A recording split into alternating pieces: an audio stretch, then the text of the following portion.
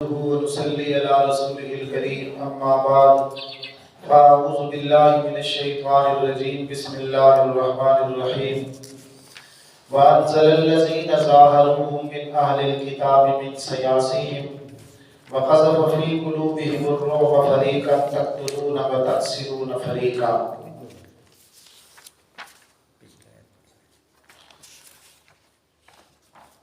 غزوہ خندق سے جب حضور واپس آئے تو جبریل نبی علیہ السلام کے پاس آئے اور کہا یا رسول اللہ آپ ہتھیار اتار رہے ہیں، حالانکہ ابھی تک ہم نے تو ہتھیار نہیں اتارے، لہذا آپ بنو قریظہ والوں کا محاصرہ کریں۔ یہ وہ یہودیوں کا قبیلہ تھا جس نے خندق کے موقع پہ مشرکین مکہ کی امداد کی تھی، حالانکہ ان کا نبی علیہ السلام کے ساتھ معاہدہ تھا۔ حضور نے باقی سارے یہودیوں کو مدینے سے نکال دیا، جلا وطن کر دیا۔ انہوں نے حضور کے ساتھ معاہدہ کیا کہ ہمیں آپ نہ نکالیں تو ہم آپ کے خلاف دشمنوں کی مدد نہیں کریں گے۔ حضور نے فرمایا اگر کوئی لشکر ہمارے اوپر حملہ کرے گا تو تم ہماری مدد کرو گے، اگر تمہارے اوپر کوئی حملہ کرے گا تو ہم تمہاری مدد کریں گے۔ یعنی اس طرح معاہدہ ہو گیا۔ تو ان یہودیوں نے اس معاہدے کو توڑ ڈالا۔ غزوہ خندق کے موقع پہ انہوں نے مسلمانوں کی امداد کرنی تھی، الٹا انہوں نے مشرکین مکہ کے جو لشکر آئے تھے احزاب ان کی امداد کر دی۔ تو اللہ نے مسلمانوں کو بچا لیا۔ وہ لشکر جب واپس لوٹ گئے تو جبریل آئے کہ یا رسول اللہ انہوں نے معاہدہ توڑا ہے، لہٰذا آپ ان کے قلعے کا محاصرہ کریں۔ تو نبی علیہ السلام نے صحابہ کو ساتھ لیا اور ان بنو قریظہ والوں کا محاصرہ کیا۔ تقریباً 20 یا 25 دن ان کے قلعے کا محاصرہ رہا۔ بالآخر یہ یہودی مجبور ہو گئے کہ اب ہم مرتے ہیں کھائے پیے بغیر، بھوکے پیاسے، وقت جو ہے قید ہے گویا سمجھو، تو اب آپ ہمارے ساتھ کوئی سلو کر لیں۔ تو آپ نے فرمایا ٹھیک ہے، کون بھی فیصلہ کرے گا تمہارے معاملے میں؟ تو فیصلے کے لیے حضرت سعد رضی اللہ تعالیٰ عنہ ان کو منتخب کیا گیا کہ جو فیصلہ حضرت سعد ان کے بارے میں کر دیں گے نا وہی منظور ہے۔ وہ بڑے خوش ہوئے کیونکہ حضرت سعد کے ساتھ ان کے بڑے تعلقات تھے اور انہوں نے سمجھا کہ حضرت سعد ہمارے معاملے میں نرمی کریں گے اور ہمارے حق میں کوئی اچھا فیصلہ کریں گے۔ چنانچہ حضرت سعد رضی اللہ تعالیٰ عنہ نے فیصلہ یہ کیا کہ یا رسول اللہ انہوں نے چونکہ بدعہدی کیا، وعدہ توڑا ہے، ان کے مردوں کو قتل کیا جائے اور ان کی عورتوں اور بچوں کو قیدی بنایا جائے۔ چنانچہ اسی طرح ہوا۔ نبی علیہ السلام نے پھر صحابہ نے جب یہ فیصلہ سنا، صحابہ نے نعرہ تکبیر بلند کیا، اللہ اکبر، اور آپ نے فرمایا حکمت بحکم اللہ فوق 7 سماوات، سعد جو فیصلہ تم نے زمین پہ کیا ہے نا، عرش پر خدا نے بھی یہی فیصلہ کیا ہے کہ ان کا یہی ہونا چاہیے حشر، انہوں نے بدعہدی کی ہے۔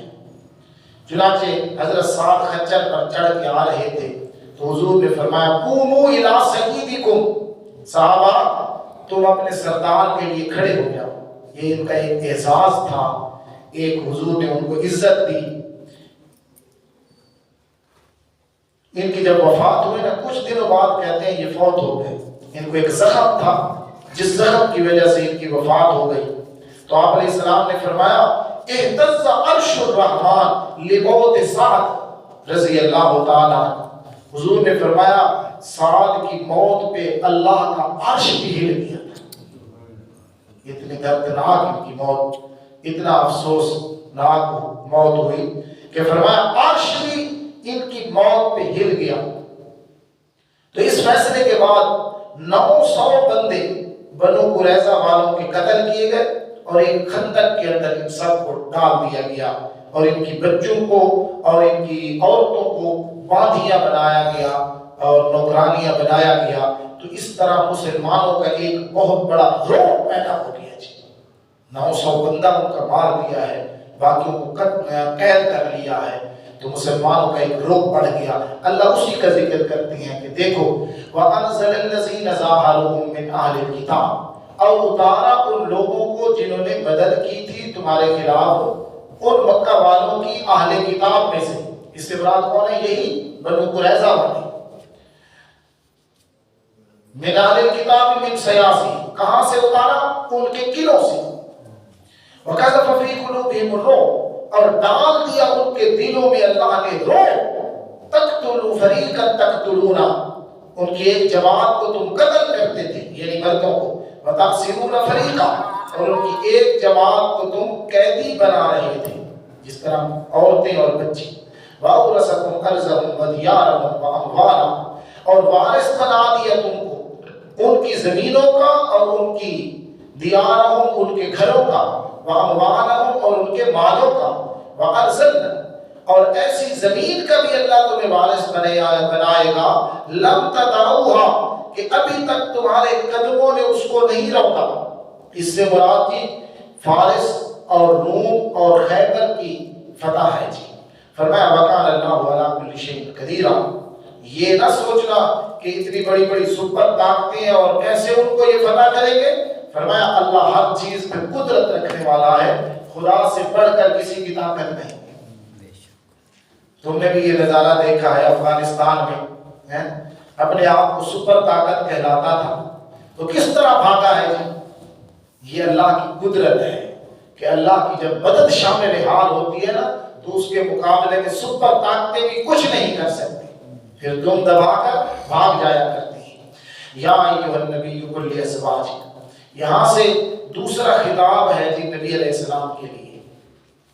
اصل میں جب یہ فتوحات ہوئیں، خیبر فتح ہو گیا، یہ بنو قریظہ والوں پر حملہ کیا صحابہ نے، اللہ نے فتح دی، تو کچھ مال مسلمانوں کو ملا جی. پہلے تنگیاں تھی تو اب فراوانیاں آ گئی، مسلمانوں کے گھروں کے اندر بھی خوشحالیاں آ گئی. تو ازواج مطہرہ نبی علیہ السلام کی گھر والیوں نے بھی حضور سے مطالبہ کر دیا یا رسول اللہ اب ہمارا خرچہ بھی بڑھایا جائے. اب چونکہ مسلمانوں کے گھروں میں بھی فراوانیاں آ رہی ہیں، ہمارا خرچ بھی بڑھایا جائے. حضور کو یہ بات پسند نہ آئی کہ کیا یہ عام عورتوں کی طرح میرے گھر والی ہیں اور ان کی نظر بھی دنیا کی خوشحالی پہ جا رہی ہے. حضور کو یہ بات اچھی نہ لگی. اللہ نے قرآن میں آیت اتاری، میرے پیغمبر اپنی بیویوں کو کہو اگر تمہیں دنیا چاہیے نا تو میں تمہیں دے دیتا ہوں اور تمہیں طلاق دے دیتا ہوں، پھر تمہارا ہمارے ساتھ کوئی تعلق نہیں. ہاں اگر تم اللہ اور اس کے رسول کو چاہتی ہو تو مت دنیا کی کوئی بات کرنا، کیونکہ تم عام عورتوں کی طرح نہیں ہو، تم نبی کی گھر والی ہو، تمہارا شان بہت اونچا ہے، تمہارا مقام بہت بلند ہے، عام عورتوں کی طرح تم نہیں ہو. تم دنیا کی کس طرح طلب کر رہی کہ ہمارا خرچہ بڑھایا جائے؟ اسی کو اللہ نے ذکر کیا. یا ایھا النبی، اے میرے نبی، قل کہہ دیجئے لازواجک، اپنی بیویوں کے لیے، ان کنتن تردن الحیات الدنیا، اگر ہے وہ چاہتی دنیا کی زندگی، وزینتہا اور اس کی رونق، فتعالین ان کو کہو آؤ، امتعکن میں تم کو فائدہ دیتا ہوں یعنی دنیا بھی نان نفقہ وغیرہ، واسرحکن اور میں تمہیں طلاق دے کے چھوڑ دیتا ہوں، سراحً جمیلا اچھی طرح چھوڑ دینا یعنی سنت کے مطابق طلاق دے دیتا ہوں. وَإِن كُنتُنَّ تُرِدْنَ اللَّهَ، اور اگر ہو تم چاہتی اللہ کو اور اس کے رسول کو یعنی رسول کے نکاح میں رہنا چاہتی ہو اور اللہ کی رضا پہ راضی رہنا چاہتی ہو، وَالدَّارَ الْآخِرَةَ اور آخرت کے درجوں کو چاہتی ہو، تو فإن اللہ أعد للمحسنات، بے شک اللہ نے تیار کیے ہیں نیکوکار عورتوں کے لیے، من کنہ تم میں سے، اجرا عظیما بڑا اجر. جب یہ آیت نازل ہوئی نا تو حضور علیہ السلام سب سے پہلے حضرت عائشہ کے پاس گئے رضی اللہ تعالی عنہ. آپ نے فرمایا عائشہ میں تجھے ایک بات کرتا ہوں لیکن تو نے فوراً جواب نہیں دینا، پہلے جا کر اپنے ماں باپ سے مشورہ کرنا ہے پھر مجھے جواب دینا۔ تو نبی علیہ السلام نے جب یہ بات کی نا، اللہ نے یہ حکم دیا ہے مجھے، اپنی بیویوں کو کہو میرے ساتھ رہنا چاہتی ہو یا تم دنیا چاہتی ہو؟ دنیا چاہتی ہو تو پھر میں تمہیں دنیا دے دیتا ہوں، جوڑے کچھ دے دیتا ہوں، کپڑے کچھ نان نفقہ دے دیتا ہوں اور تمہیں چھوڑ دیتا ہوں۔ اگر تم اللہ اور اس کے رسول کو پسند کرتی ہو تو پھر اس طرح کی بات کبھی نہیں کرتی۔ تو جب حضرت عائشہ کے سامنے نبی علیہ السلام نے یہ بات کی، حضرت عائشہ نے کہا یا رسول اللہ اس بارے میں بھی میں والدین سے مشورہ کروں گی؟ فوراً کہا کہ میں نے اللہ اور اس کے رسول کو پسند کیا، اور پھر کہا یا رسول اللہ یہ میری بات اور کسی بیوی کو نہ بتانا، اس طرح بیوی میں ہوتا ہے۔ حضور نے فرمایا نہیں عائشہ، میں سب کو یہی کہوں گا۔ عائشہ نے تو مجھے یہ جواب دیا ہے، تم کیا جواب دیتی؟ چنانچہ باری بار حضور سب اور اپنی بیویوں کے پاس گئے اور سب کو یہ آیت سنائی تو سب نے کہا ہم نے اخترت اللہ و رسولہ، ہم نے اللہ اور اس کے رسول کو پسند کر دیا ہے، ہم دنیا کو نہیں چاہتے۔ چنانچہ پھر یہ آیات اللہ نے نازل کی، آگے فرمایا یا ایھا النبی، اے نبی کی عورتوں، یہ نبی علیہ السلام کی بیویوں کے لیے خطاب ہے جی، پہلا خطاب ہے ازواج مطہرات کے لیے۔ فرمایا اے یا نساء النبی، اے نبی کی بیویوں، من یأت منکن بفاحشہ، جو آئے نا تم میں سے، فاحشہ سے مراد ہے بخل جی، فاحشہ سے مراد کیا؟ بخل، یا فاحشہ سے مراد ہے بد اخلاقی۔ اگر تم میں سے کسی نے بد اخلاقی کی نا، مبینہ کھلی، یضاعف لها العذاب ضعفین، تو اس کو دگنا عذاب ملے گا۔ باقی عورتوں کو ہی کہہ رہا، اور تمہیں دگنا کیوں؟ تم نبی کی گھر والی ہو، تم عام عورتیں نہیں ہو، وکان ذلک علی اللہ یسیرا، اور ہے یہ بات اللہ پہ آسان۔ ومن یقنت منکن للہ، ہاں اور جو اطاعت کرے تم میں سے اللہ کی اور اس کے رسول کی، وتعمل صالحا، اور نیک عمل کرے، نؤتھا اجرہا مرتین، ہم اس کو اجر بھی دیں گے دوہرا اجر۔ یہ نبی کی عورتوں کی شان ہے جی، ازواج مطہرات کا مقام ہے۔ اللہ فرماتے ہیں ان کو اجر بھی میں اللہ دوہرا دوں گا۔ اس طرح عذاب دوہرا ہے اگر کوئی غلطی کرے، اسی طرح ان کے لیے اجر بھی اللہ نے کیا ہے؟ دوہرا بنایا ہے۔ وَأَعْتَدْنَا لَهَا رِزْقًا كَرِيمًا، اور اس کے علاوہ بھی، اس اجر کے علاوہ بھی تمہارے لیے تیار کیا ہے رزقاً کریما، عزت کی روٹی، عزت کا رزق۔ یا نساء النبی، یہ دوسرا خطاب ہے جی ازواج مطہرات کے لیے، نبی علیہ السلام کی گھر والیوں کے لیے۔ یا نساء النبی، اے نبی کی عورتوں، لستن کاحد من النساء، نہیں ہو تم کسی ایک کی طرح جہان والوں کی عورتوں میں سے۔ کیا مطلب؟ ایک طرف جہان والوں کی عورتوں کو اکٹھا کرو، جن میں نبیوں کی بیویاں بھی ہیں، باقی نبیوں کی مائیں بھی ہیں، باقی نبیوں کی بہنیں بھی ہیں، تو وہ سارے جہان کی عورتیں ایک طرف اکٹھی کرو، اور ادھر سے تم میں سے کسی ایک کو نکالو نا، اور پھر میں رب سے فیصلہ کروانا چاہو تو میں رب فیصلہ دوں گا۔ لستن کاحد من النساء، یہ جہان والی ساری عورتیں مل جائیں، میرے محمد کی ایک بیوی کے شان کا بھی مقابلہ نہیں کر سکتی۔ یہ میرے نبی کی بیویوں کی شان ہے جی۔ لستن کاحد من النساء، تم عورتوں میں سے کسی ایک کی طرح نہیں ہو، کوئی تمہارا مقابلہ نہیں کر سکتی۔ ان اتقیتن، پر یہ شرطیں بھی تمہارے لیے ہے نا کہ تم نے تقوی اختیار کرنا ہے۔ فلا تخضعن بالقول، اور بات نرم بھی نہیں کرنی، نرمی سے بات نہیں کرنی۔ یہ پیچھے تم سنا ہے نا، نبی علیہ السلام کا منہ بولا بیٹا تھا حضرت زید، تو ان کی بیوی سے جب حضور نے نکاح کیا تو مکہ کے کافروں نے شور مچایا، دیکھو اپنی بہو سے نکاح کیا ہے جی محمد نے صلی اللہ علیہ وسلم۔ منہ بولا بیٹا تھا، منہ بولا بیٹا کوئی حقیقی بیٹا نہیں ہوتا، اس کی بیوی حقیقی بہو نہیں ہوتی، اس سے نکاح جائز۔ پہلے کی رسم تھی زمانہ جاہلیت میں کہ جس کو بیٹا کہہ دیتے اس کو حقیقی بیٹا سمجھتے، اس کی بیوی کو حقیقی بہو سمجھتے تھے، لیکن حضور کے ذریعے سے اللہ نے یہ مشرکوں کی رسم توڑوائی کہ جس کو منہ بولا بیٹا تم بولتے ہو نا، وہ تمہارا حقیقی بیٹا نہیں ہوتا اور اس کی بیوی حقیقی بہو بھی نہیں بنتی، لہذا اس کی بیوی سے نکاح جائز ہوتا ہے اگر وہ طلاق دے دے۔ تو حضرت زید نے جب طلاق دی، حضرت زینب آگے آ رہا ہے باقی، تو فرمایا یہ مشرک باتیں کریں گے، ازواج مطہرات تمہیں بھی اکسائیں گے۔ دیکھو نبی جو اپنی مرضی کرتا ہے، تمہارے ہوتے ہوئے اپنے اس بیٹے کی بیوی سے نکاح کر لیا ہے، تو اللہ نے فرمایا لا تخزان بالقول، کوئی بات اس طرح کرے گا تو اس کو ایسا جواب دو کہ اس کی بولتی بند ہو جائے۔ تم نے نرمی سے بات نہیں کرنا، تم نے سخت جواب دینا ہے۔ ہمارے نبی کے بارے میں اس طرح کی بات مت کرو، نبی جو بھی کام کرتا ہے خدا کے حکم سے کرتا ہے، دین کے معاملے میں پیغمبر اپنی مرضی نہیں کرتا، لہذا اس کو ایسا جواب دو کہ اس کی بولتی بند ہو جائے۔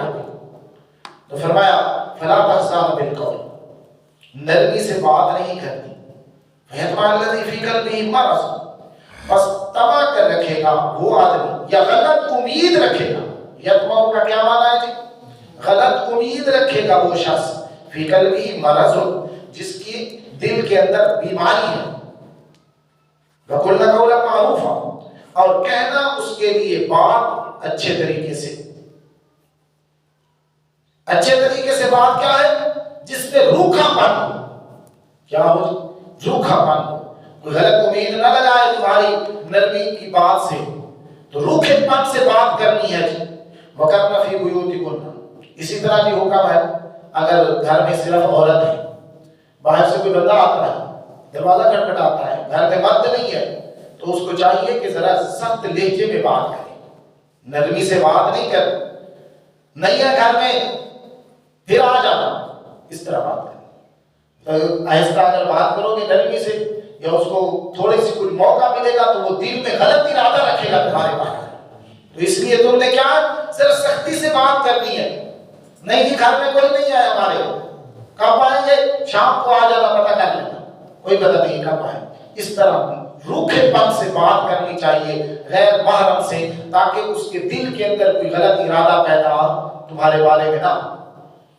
وَقَرْنَ فِي بُيُوتِكُنَّ وَلَا تَبَرَّجْنَ تَبَرُّجَ الْجَاهِلِيَّةِ الْأُولَىٰ، اور ٹکی رہو، کرنا کا کیا معنی کیا؟ ٹکی رہو، فی بیوتکن، اپنے گھروں میں، وَلَا تَبَرَّجْنَ تَبَرُّجَ الْجَاهِلِيَّةِ الْأُولَىٰ، یہ عورت کا مسکن قرآن نے ذکر کیا جی۔ عورت کا مسکن کیا ہے جی؟ گھر۔ عورت گھر میں اچھی لگتی ہے، گھر سے باہر عورت اچھی نہیں لگتی۔ حدیث پاک میں ہے اذا خرجت من بیتها استشرفها الشیطان، او کما قال النبی صلی اللہ علیہ وسلم، حضور نے فرمایا جب عورت گھر سے نکلتی ہے تو شیطان اس کا پیچھا کرتا ہے، اور اس کے دل میں اور کبھی کسی بندے کے دل کے اندر برے گمان ڈالتا ہے، بد نظری کرواتا ہے، برے برے خیالات ڈالتا ہے۔ اسی کے عورت کے ذریعے سے شیطان جو ہے لوگوں کو شکار کرتا ہے، تو اس لیے حضور نے منع فرمایا بلا ضرورت عورت گھر سے باہر نہ نکلے۔ تو فرمایا کرنا فی بیوتکن، یہ حضور کی بیویوں کو خطاب ہے، عام عورتیں نہیں ہیں، نبی کی گھر والیاں ہیں جن کے متعلق شک بھی نہیں ہو سکتا، جن کے پاک دامن ہونے میں، لیکن قرآن پھر بھی کیا کہتا ہے؟ کرنا فی بیوتکن، میرے نبی کی گھر والی تم اپنے گھروں میں ٹکی رہو۔ عورت گھر میں بھی خوبصورت لگتی ہے جی، باہر نہیں۔ ولا تبرجنا، اور نہ ظاہر کرو زینت، تبرج الجاہلیت الاولی، پہلے دور والی زیب و زینت کی طرح، جس طرح جاہلیت میں اپنے بناؤ سکھار عورتیں کرتی تھی، باہر نکلا کرتی تھی، کوئی پردہ نہیں ہوتا تھا، تو فرمایا اس دور کی طرح تم اپنی زیب و زینت ظاہر نہ کرو۔ واقعی الصلاۃ، اور شرط فرمایا نماز کو قائم رکھو گھر میں رہ کے، وآتین الزکاۃ، اور زکات دیتی رہو، وآتین اللہ ورسولہ، اور ان کاموں کے علاوہ اللہ اور اس کے رسول کی اطاعت کرو۔ انما یرید اللہ، بے شک چاہتا ہے اللہ، لیذھب عنکم الرجس اہل البیت، کہ دور کرتے تم سے رجس، گندگی کو اہل البیت، اے نبی کی گھر والیوں. دیکھو قرآن نے نبی کی گھر والیوں کو کیا کہا ہے جی؟ اہل بیت. سب سے پہلے نمبر کی اہل بیت نبی کی گھر والیاں ہوتی ہیں. یہ شیعہ کیا کہتے ہیں؟ یہ اذان سے پہلے بھی پڑھتے ہیں انما یرید اللہ لیذھب عنکم الرجس ویطہرکم تطہیرا پڑھتے ہیں. یہ اصل میں وہ پانچ تان مراد لیتی ہیں. اہل بیت سے مراد کیا لیتی ہیں؟ وہ اپنے پانچ تان مراد لیتے ہیں. لیکن قرآن کو دیکھو، پیچھے نبی کی بیویوں کا ذکر آ رہا ہے اور آگے قرآن کیا کہتا ہے؟ انما یرید اللہ لیذھب عنکم الرجس اہل البیت. اللہ چاہتا ہے کہ تم سے معصیت اور نافرمانی کی آلودگی اور نجاستوں کو تم سے دور کر دے اور تمہیں پاک اور صاف کر دے. اچھی طرح پاک صاف کرنا. یا اہل البیت، اے نبی کی گھر والیوں. تو سب سے پہلے نمبر کی اہل بیت کا مصداق نبی کی گھر والی پہ ہوتا ہے. اہل بیت کا معنی کیا ہے؟ گھر والی. اہل معنی والی، بیت معنی گھر. تو گھر والی، سب سے پہلے گھر والی بیٹی ہوتی ہے یا بیوی ہوتی ہے؟ پہلے بیوی ہوتی ہے تو بیٹی آتی ہے نا. تو بیوی کا نمبر بعد میں ہے، پہلے کیا ہے؟ بیٹی کا نمبر بعد میں ہے، پہلے کیا ہے؟ بیوی کا. پہلے حضور کی گھر والی حضرت خدیجہ الکبریٰ بنی، بعد کے اندر حضرت فاطمہ پیدا ہوئی رضی اللہ تعالی. تو اس لیے سب سے پہلے نمبر کی اہل بیت جو ہے وہ پیغمبر کے گھر والے ہوتے ہیں. فرمایا اللہ تمہیں پاک صاف رکھنا چاہتا ہے اے اہل بیت، ویطہرکم، اور پاک کرنا چاہتا ہے تم کو تطہیرا، اچھی طرح پاک کرنا. واذکرن ما یتلی فی بیوتکن، اور یاد کرتی رہو جو پڑھی جاتی ہیں تمہارے گھر کے اندر، من آیات اللہ، اللہ کی آیات، والحکمہ، اور سنت. اہل خدا کا نبی تمہارے گھر رہے اور نبی علیہ السلام قرآن کی آیات پڑھتی ہیں، سنت سکھاتے ہیں تمہیں. ان اللہ کان لطیفا خبیرا، بے شک ہے اللہ لطیف، بھید جاننے والا، خبیرا، خبر رکھنے والا. ان المسلمین والمسلمات، یہ آیت نازل ہوئی تھی، کچھ عورتیں حضور کی خدمت میں آئیں. یا رسول اللہ، قرآن مردوں کا ذکر کرتا ہے، ہم عورتوں کا ذکر کوئی نہیں آتا. تو اللہ نے عورتوں کو بھی ساتھ یہاں ذکر کیا ان کی حوصلہ افزائی کے لیے. اللہ نے فرمایا ان المسلمین والمسلمات، بے شک مسلمان مرد اور مسلمان عورتیں. اب عورتوں کا بھی ساتھ ساتھ ذکر آتا ہے. حالانکہ مردوں کے اندر عورتیں بھی شامل ہو جایا کرتی تھی، لیکن عورتوں نے کہا نہیں جی ہمارا تو ذکر نہیں آیا، تو اللہ نے ان کا بھی ذکر قرآن میں کر دیا. بے شک مسلمان مرد اور مسلمان عورتیں، والمؤمنین والمؤمنات، اور مومن مرد اور مومن عورتیں، والقانتین والقانتات، سچ بولنے والے فرما بردار مرد، والقانتات، اور فرما بردار عورتیں، والصادقین، اور سچ بولنے والے مرد اور سچ بولنے والی عورتیں. کس طرح جی؟ قول کے، عمل کے، نیت کے، ایمان کے، سچے ہر لحاظ سے. والصابرین والصابرات، اور صبر کرنے والے مرد اور صبر کرنے والی عورتیں. والخاشعین والخاشعات، اور عاجزی کرنے والے مرد اور عاجزی کرنے والی عورتیں. خشوع جی. والمتصدقین والمتصدقات، اور صدقہ کرنے والے مرد اور صدقہ کرنے والی عورتیں. والصائمین والصائمات، اور روزہ رکھنے والے مرد اور روزہ رکھنے والی عورتیں. والحافظین فروجهم والحافظات، اور اپنی شرمگاہوں کی حفاظت کرنے والے مرد اور شرمگاہوں کی حفاظت کرنے والی عورتیں. والذاکرین اللہ کثیرا والذاکرات، اللہ کا بہت زیادہ ذکر کرنے والے مرد اور اللہ کا بہت زیادہ ذکر کرنے والی عورتیں. اعد اللہ لهم مغفرۃ واجرا عظیما، بیان کیا ہے اللہ نے ان کے لیے بخشش اور بڑا اجر. ان سب نیک کام کرنے والے، چاہے مرد ہے چاہے عورت ہے، اللہ نے فرمایا سب کے لیے اللہ نے بخشش تیار کر رکھی ہے اور بہت بڑا اجر ان کے لیے تیار کیا ہے. وما كان لمؤمن ولا مؤمنة اذا قضى الله، یہ حکم ہے جی. نبی علیہ السلام نے، یہ لمبا چوڑا واقعہ ہے، میں جمعے پہ بیان کیا بھی تھا، حضرت زید رضی اللہ تعالیٰ. اب وہ لمبا واقعہ بیان کرے تو ہمارا سبق رہ جائے گا. تو مقصودی بات ہے، حضرت زید کو نبی علیہ السلام نے اکاس کی منڈی سے خریدا اور حضور نے حضرت زید کو آزاد کر لیا اور فرمایا زید میرا بیٹا ہے، زید میرا کیا ہے؟ بیٹا ہے. تو لوگوں میں مشہور ہو گیا کہ وہ کہتے تھے زید ابن محمد، زید جو ہے نا یہ محمد کا بیٹا، اور عرب میں یہ رواج تھا جس کو بیٹا کہتے تھے اس کو حقیقی بیٹا سمجھتے تھے۔ تو جب یہ حضرت زید جوان ہو گئے نا، نبی علیہ السلام نے ظاہر ہے اب رشتہ بھی تو حضور نے کرانا تھا، تو آپ نے اپنی پھوپھی ذات، پھوپھی کی بیٹی حضرت زینب بنت جحش رضی اللہ تعالی عنہا، ان کی طرف پیغام نکاح بھیجا اپنے زید کے لیے۔ تو انہوں نے رشتے سے انکار کر دیا، کیونکہ حضرت زینب قریشی خاندان کی تھی، حضور کا خاندان تھا، اور حضرت زید جو تھے یہ غلام تھے۔ حضرت زینب اور ان کا کوئی جوڑ نہیں بنتا تھا، کیونکہ حضرت زینب کا خاندان اونچا خاندان ہے، اور حضرت زید یہ ایک غلامی کی زندگی گزاری ہے انہوں نے، اور غلامی کا دھبا بھی اس دور میں بہت ہوا کرتا تھا کہ یہ یار کسی دور میں غلام رہ چکا ہے، اس کو غلام کی کوئی عزت نہیں تھی، لوگ معاشرے میں اس کو گھٹیا شمار کرتے تھے۔ تو حضرت عبداللہ بنت جحش، حضرت عبداللہ ان کے بھائی تھے حضرت زینب کے، زینب بنت جحش اور حضرت عبداللہ بن جحش رضی اللہ تعالیٰ عنہ۔ تو ان دونوں نے انکار کر دیا کہ ہم زید سے، حضرت عبداللہ نے کہا میں اپنی بہن کا رشتہ زید کے لیے دینے کے لیے تیار نہیں، حضرت زینب نے بھی انکار کر دیا۔ تو اللہ نے یہ آیت نازل کی، فرمایا جب اللہ اور اس کا رسول کوئی فیصلہ کر دے کسی معاملے میں، کسی کے بارے میں بھی، تو کسی مومن مرد اور کسی مومنہ عورت کو کوئی اختیار نہیں رہتا کہ اللہ اور اس کے رسول کے فیصلے کو ٹھکرا دے۔ نبی نے رشتہ مانگا ہے تم نے انکار کیوں کیا؟ تو جب یہ آیتیں آئی نا جی، تو حضرت زینب بھی مان گئی اور حضرت عبداللہ بھی، ان کے بھائی بھی مان گئے، تو حضور نے رشتہ کروا دیا۔ خدا کی شان ان دونوں کی آپس میں بن نہ سکی، حضرت زید کی اور حضرت زینب کی۔ تو حضرت زید کہتے تھے یا رسول اللہ میری حضرت زینب سے نہیں بنتی، میں طلاق دیتا ہوں۔ تو حضور منع کرتے تھے کہ زید اس طرح نہ کر، اتق اللہ، اللہ سے ڈر اور اپنی بیوی کو اپنے پاس رکھ۔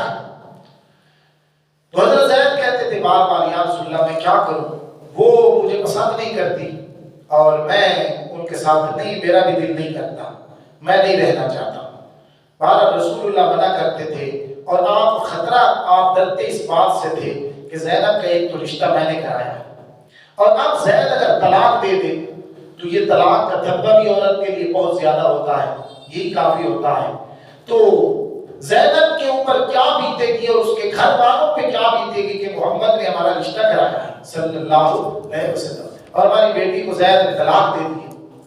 تو بڑا حضور اس لیے منع کرتے تھے کہ زید اپنی بیوی کو طلاق، بالآخر ایک دن حضرت زید نے حضرت زینب کو طلاق ہی دے دی۔ اللہ نے فرمایا میں اس بات کو ظاہر کرنے والا تھا جس بات کو میرا نبی چھپاتا تھا۔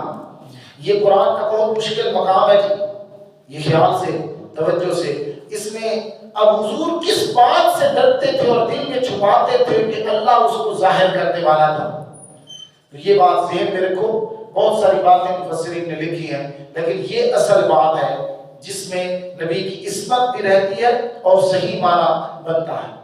وہ یہ ہے کہ نبی علیہ السلام دل میں یہ بات چھپاتے تھے کہ زینب کو اگر زید طلاق دے دے، زینب کے لیے بڑا صدمہ ہے، اور اس صدمے کا ازالہ اسی صورت میں ہو سکتا ہے کہ حضرت زینب سے میں نکاح کروں، تب حضرت زینب کو تسلی ہوگی، کیونکہ حضور سے تو اچھا شوہر ہے ہی نہیں دنیا جہان میں، تب حضور زینب کو کوئی تسلی ہو سکتی ہے۔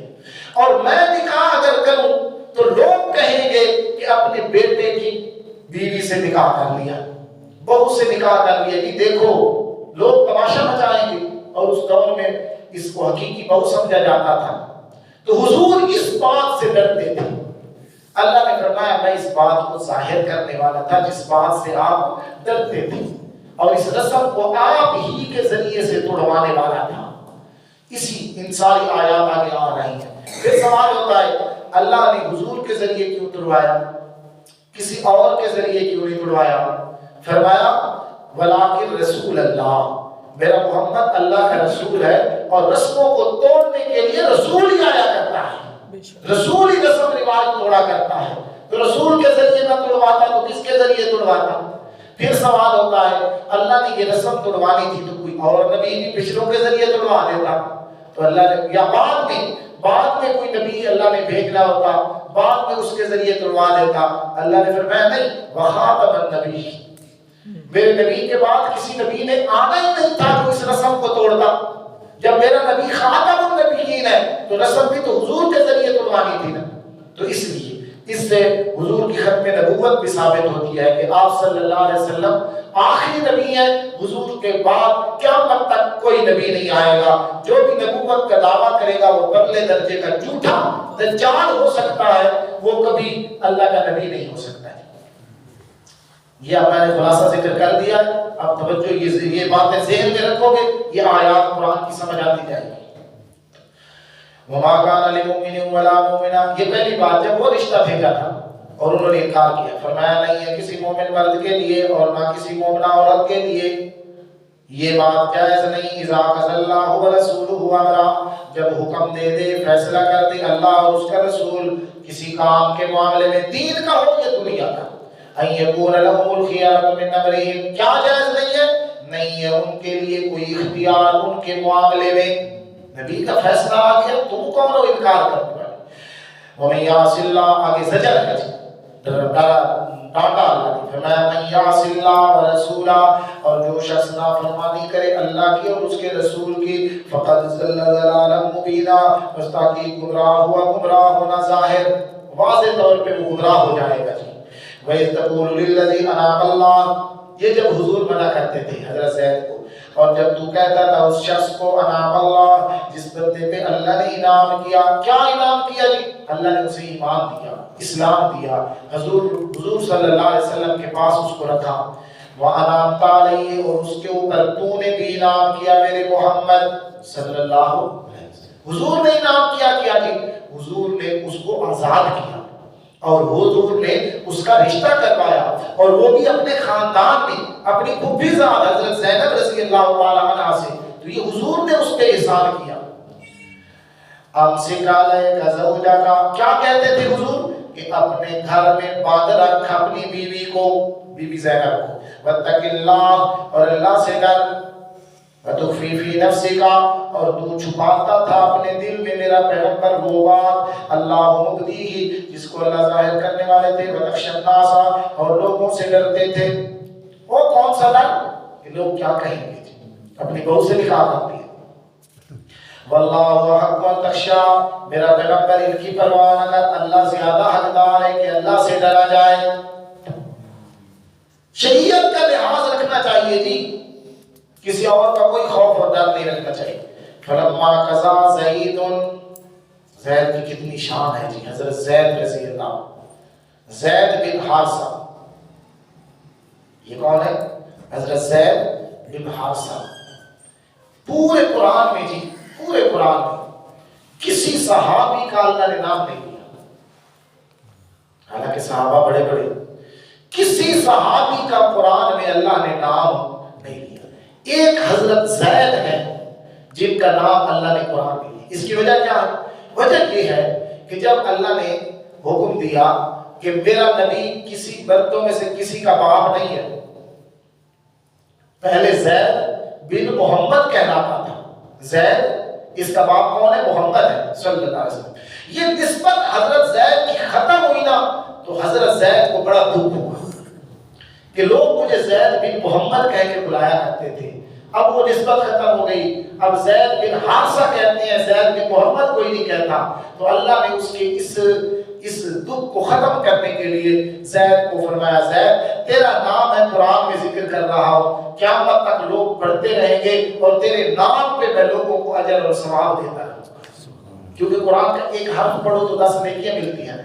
تو زید یہ قرآن کا لفظ ہے، فرمایا زید تیرا نام پڑھیں گے لوگ تو ان کو بھی 30 نیکیاں۔ زید کے اندر 3 حرف ہیں، زا، یا اور دال، زید 3 حرف ہے، تو جو تیرا نام بھی لے گا نا، تیرے نام پہ میں اس کو 30 نیکیاں عطا کروں۔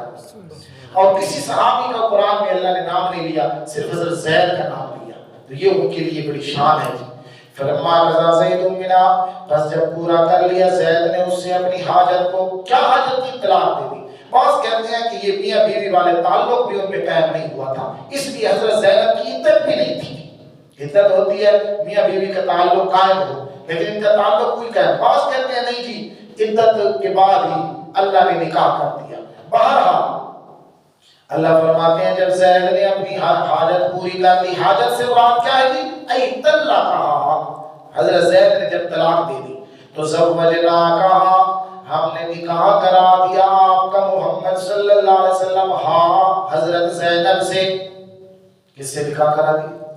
اللہ فرماتے ہیں ہم نے عرشوں پہ تیرا نکاح کرا دیا ہے میرا۔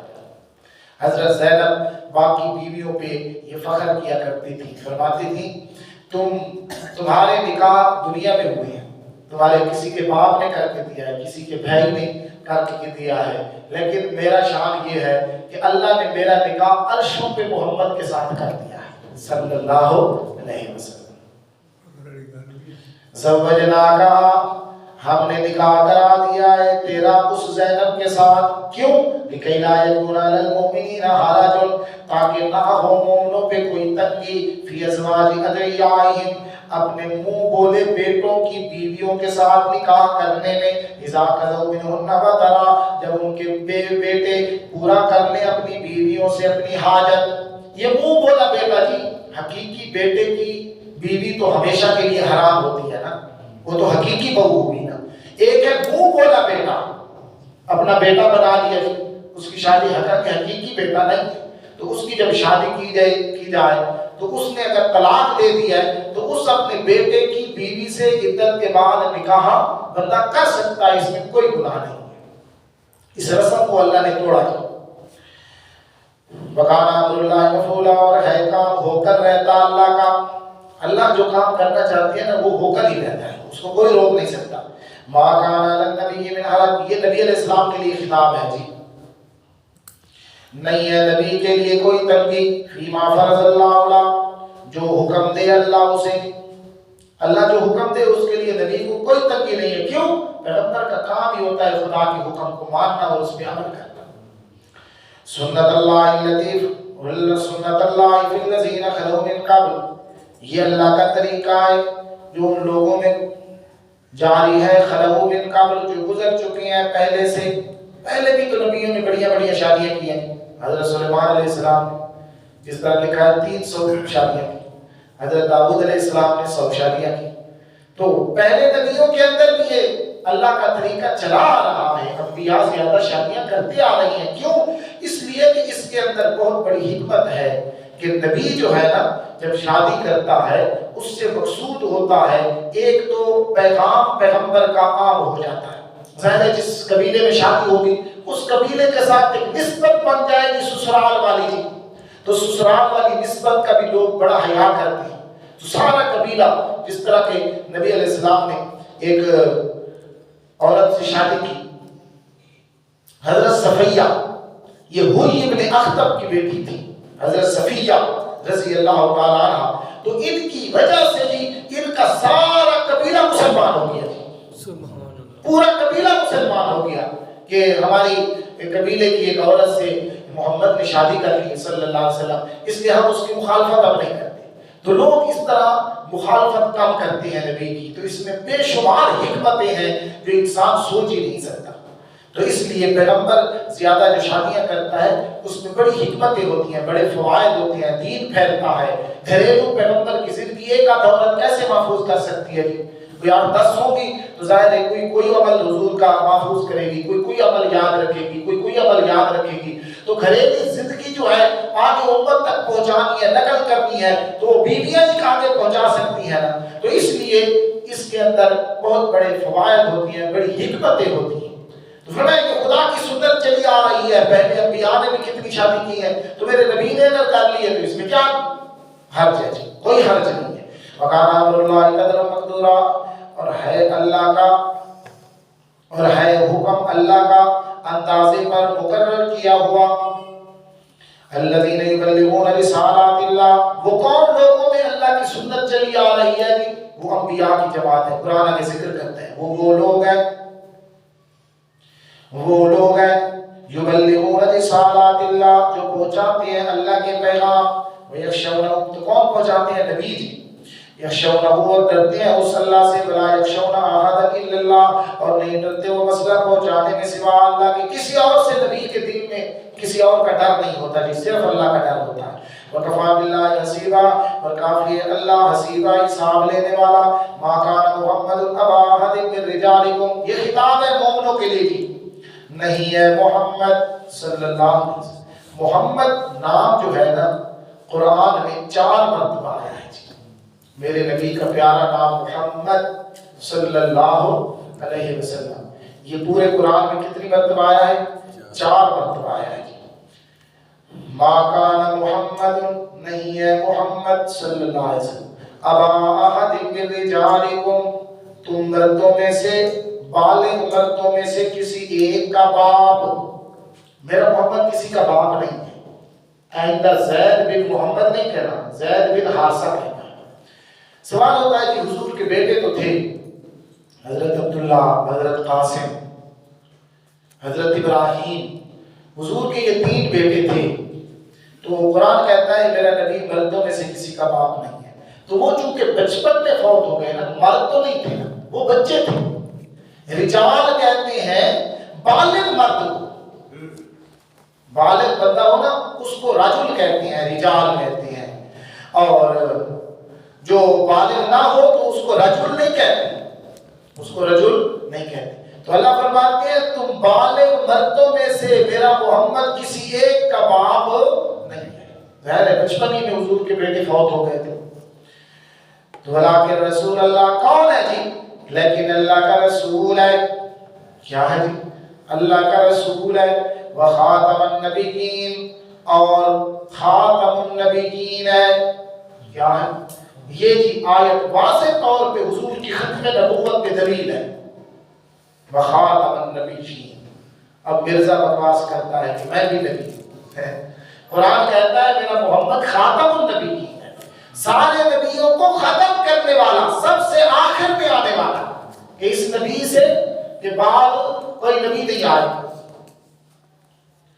वकान अल्लाहु बिकुल्लि शैइन अलीमा, और है अल्लाह हर चीज को जानने वाला। 7 सितंबर 1974 में पाकिस्तान की नेशनल असेंबली के अंदर ये बिल मंजूर हुआ था। जुल्फ़िकार अहमद भुट्टो ने बहस करवाई, मुफ्ती महमूद रहमतुल्लाह ताला अलैह और मौलाना गौस हज़ाली और भी बहुत बड़े जज्जियत उलमा थे, इनकी आपस में बहस मुबासा हुआ इसी बात के ऊपर। तो बिल आखिर नतीजा ये निकला कि मिर्जाइयों को काफिर करार दिया गया। मिर्जाई क्या है? काफिर है। और इनके मुतालिक ये कानून पाकिस्तान का था कि ये अकलियत का जो है ना दावा करते हैं मिर्जाई, तो ये अकलियत नहीं, ये अपने आप को यहूदी या हिंदुओं की तरह ये अपने आप को रख सकते हैं, मुसलमान नहीं कहला सकते, अकलियत है ये क्या है? अकलियत। अकलियत का मतलब यही है कि इनका इस्लाम से कोई ताल्लुक नहीं है, इस्लाम का ये दावा नहीं कर सकते।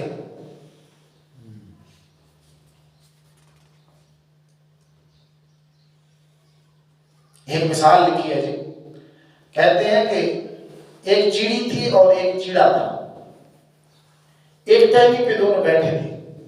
तो चिड़ी ने चीड़े को कहा कि शिकारी आ रहा लगता है, तो इस तरह करो, यहां से उठ जाए। उसने कहा छोड़, ये भी शिकारी है, इसकी शक्ल ही नहीं लग रही शिकारी की। तो उसने बिलाखिर तीर मारा और चिड़े को लगा और चिड़ा मार दिया। चिड़ी उड़कर हजरत सुलेमान की खिदमत में पहुंच गई और अपना मुकदमा दायर कर दिया कि मेरे बंदे को इसने मार दिया है, शिकारी। हजरत सुलेमान अलैहिस्सलाम ने उसको बुलाया, उसने कहा जी शिकार जायज है। बंदे से कहा तूने क्यों मारा है? उसने कहा जी शिकार जायज है और शिकार मैंने जायज काम किया। चिड़ी से कहा हाँ भी तू जवाब दे। वो तो कहता है शिकार जायज है, तो मुड़ जाते। उसने कहा ये तो ठीक है, शिकार तो जायज है, पर ये शिकारी वाली शक्ल करके तो आता ना, इसकी शक्ल ही शिकारी वाली नहीं थी, जिस वजह से मेरे बंदा मारा गया है। اس نے شکل بھی نہیں بنائی. تو یہ مرزائی جو ہے اپنے آپ کو مسلمان کیوں کہلاتی ہے؟ یہ مسلمان نہیں ہے، یہ اسلام کا دعویٰ کرتے ہیں اور اپنے آپ کو مسلمان کہلاتے ہیں، حالانکہ یہ مسلمان نہیں ہے. یہ پاکستان کے قانون کے مطابق یہ کافر ہیں اور یہ کافر بن کے رہ سکتے ہیں مسلمان میں، مسلمان بن کے اسلامی ملک کے اندر یہ رہ نہیں سکتے. تو بہرحال یا ایھا الذین آمنوا اذکروا اللہ ذکرا کثیرا، یہ خطاب ہے کہ ایمان والوں، اے ایمان والوں یاد کرو اللہ کو ذکرا کثیرا، بہت زیادہ یاد کرنا. وسبحوہ بکرۃ واسیلا، اور تسبیح پڑھیں اس کی صبح بھی اور شام بھی. هو الذی یصلی علیکم وملائکتہ، وہ اللہ یصلی علیکم رحمت بھیجتا ہے تم پر، وملائکتہ اور اس کے فرشتے بھی. شاہ عبد القادر نے معنی کیا ہے کہ یصلی علیکم شاباشیں بھیجتا ہے تم پر. کیا بھیجتا ہے؟ شاباشیں. لیخرجکم من الظلمات، اس رحمت کی برکت سے جی، تاکہ نکالے تمہیں شرک و کفر کے اندھیروں سے الی النور، نور ایمان اور توحید کی طرف. وکان بالمؤمنین رحیما، اور ہے اللہ مومنوں کے ساتھ رحم کرنے والا. اللہ بڑے مہربان ہے جی ایمان والوں پر. تحیتهم یوم یلقونه سلام، آخر اخروی روحانی نعمت تھی. فرمایا ان کی مبارکباد ہوگی اس دن، یلقونه جس دن وہ اللہ سے ملیں گے، سلام سلام کے لفظ کے ساتھ. ان کا تحفہ قیامت کے دن جب خدا سے ملاقات ہوگی نا جی ایمانداروں کی، تو تحفہ ان کو کیا ملے گا؟ سلام سلام سلام، سلامتی ہو تم پر، سلامتی ہو تم پر. اعد لهم اجرا کریما، اور تیار کیا ہم نے ان کے لیے اجر عزت کا. یا ایھا النبی انا ارسلناک شاہدا، اے نبی بے شک ہم نے بھیجا ہے آپ کو شاہدا، حق بتلانے والا. شاہ ولی اللہ نے معنی کیا ہے جی رحمہ اللہ. شاہدا کا معنی کیا کیا جی؟ حق بتلانے والا، اپنی توحید کا گواہ بنانا. اگر گواہ والا ہی معنی کرنا ہے تو پھر معنی کیا کرنا ہے؟ اپنی توحید کا گواہ بنا کر بھیجا ہے. ومبشرا، دوسری صفت حضور کی، اور خوشخبری دینے والا. ونذیرا، تیسری صفت، اور ڈرانے والا. وداعیا الی اللہ، چوتھی صفت، اور بلانے والا اللہ کی طرف باذنہ، اس کے حکم کے ساتھ. وسراجا منیرا، پنجویں صفت، اور چمکنے والا چراغ. سراج کہتے ہیں چراغ، منیر کہتے ہیں روشن، روشن چراغ. یہ حضور کی صفت ہے جی. چراغ اس لیے کہا، چراغ سے روشنی لی جاتی ہے، اسی طرح حضور سے ہدایت کی روشنی لی جاتی ہے. میرا نبی ہدایت کی روشنی دیتا ہے، رہنمائی کرتا ہے ہدایت کی طرف، ایمان کی طرف. وبشر المؤمنین، اور خوشخبری دینے والا ایمان والوں کو. بِأَنَّ لَهُمْ أَجْرًا مِّنَ اللَّهِ فَضْلًا كَبِيرًا، بے شک ان کے لیے اللہ کی طرف سے فضل ہے بہت بڑا. وَلَا تُطِعِ الْكَافِرِينَ وَالْمُنَافِقِينَ، اور نہ بات مانے کافروں کی اور منافقوں کی. وَدَعَ اور چھوڑے ان کی تکلیفوں سے، کو تکلیفیں دیتی ہیں نا. دیکھو جی شادی کر لیں گے، ایک اور شادی کے شادیاں نہیں سی، یا دیکھو اپنی بہو سے نکاح کر لیا، اس طرح کی غلط غلط باتیں. فرمایا توکل علی اللہ، بھروسہ کیجیے اللہ پر. توکل کس پہ کرنا ہے جی؟ اللہ. وکفا باللہ وکیلا، اور کافی ہے اللہ کارساز. یا ایھا الذین آمنوا اذا نکحتم المؤمنات، ایمان والوں کے لیے خطاب ہے جی. اے ایمان والو جب نکاح کرو تم مومن عورتوں سے، ثم طلقتموہن، پھر طلاق دو تم ان کو، من قبل ان تمسوہن، پہلے اس کے کہ تم ہاتھ لگاؤ ان کو. فما لکم علیہن من عدۃ، پر نہیں ہے تمہارے لیے ان کے اوپر کوئی عدت تعتدونہا جس کو تم شمار کرتے ہو. فمتعوہن، پس نفع دو ان کو، آدھا مہر دو جی. وسرحوہن سراحا جمیلا، اور رخصت کرو ان کو اچھے طریقے سے رخصت کرنا. یہ بھی مسئلہ ہے کہ کوئی بندہ کسی عورت سے نکاح کرتا ہے، ابھی وہ اپنے گھر بیٹھی ہے، بیٹے بیٹھی ہے، شادی نہیں ہوئی، رخصت نہیں ہوئی، اب اس کو طلاق دے دیتا ہے، تو اس عورت کی کوئی عدت نہیں ہے. اس کی عورت کی کوئی عدت نہیں ہے. وہ عورت فوراً ہی دوسرے دن تیسرے دن جب چاہے آگے نکاح کر سکتی ہے، کیونکہ ابھی تک رشتے نہیں ہوئی، اس خاوند کے پاس ہی نہیں آئی، تو عدت کیڑی چیز کی، کوئی چیز کی عدت نہیں ہے۔ البتہ اس کا مہر جو ہے نا، مثلا 20,000 مقرر ہوا تھا مہر، تو اب اس کو 10,000 دینا پڑے گا، آدھا مہر ہوگا جی۔ جس عورت کی شادی نہیں ہوئی، خاوند کے گھر نہیں آئی، اپنے بیٹے بیٹھی ہے، طلاق ہو گئی، اس کی عدت بھی نہیں ہے، اور اس کا مہر بھی کتنا ہوگا؟ آدھا مہر ہوگا۔ اور اس کو آدھا مہر، متعوہن سے مراد لکھ لو آدھا مہر، بس نفع دو ان کو، کیا مطلب؟ آدھا مہر دو۔ وسبیہن سراحا جمیلا، اور رخصت کرو ان کو اچھے طریقے سے رخصت کرنا۔ یا ایھا النبی انا احللنا لک ازواجک اللاتی، یہاں سے بھی حضور علیہ السلام کے لیے اللہ نے 4 قسم کی عورتوں کو حلال کیا ہے کہ میرا نبی ان 4 قسم کی عورتوں سے آپ نکاح کر سکتے ہیں، ان کے علاوہ اور کسی عورت سے آپ نے نکاح نہیں کرنا۔ اس کی پہلی قسم تھی، اے نبی انا احللنا لک، بے شک ہم نے حلال کی ہے آپ کے لیے، ازواجک، آپ کی بیویوں میں سے، اللاتی آتیت اجورہن، وہ بیویاں جن کو آپ مہر دے دیں۔ یہ پہلی قسم کی عورتیں ہیں۔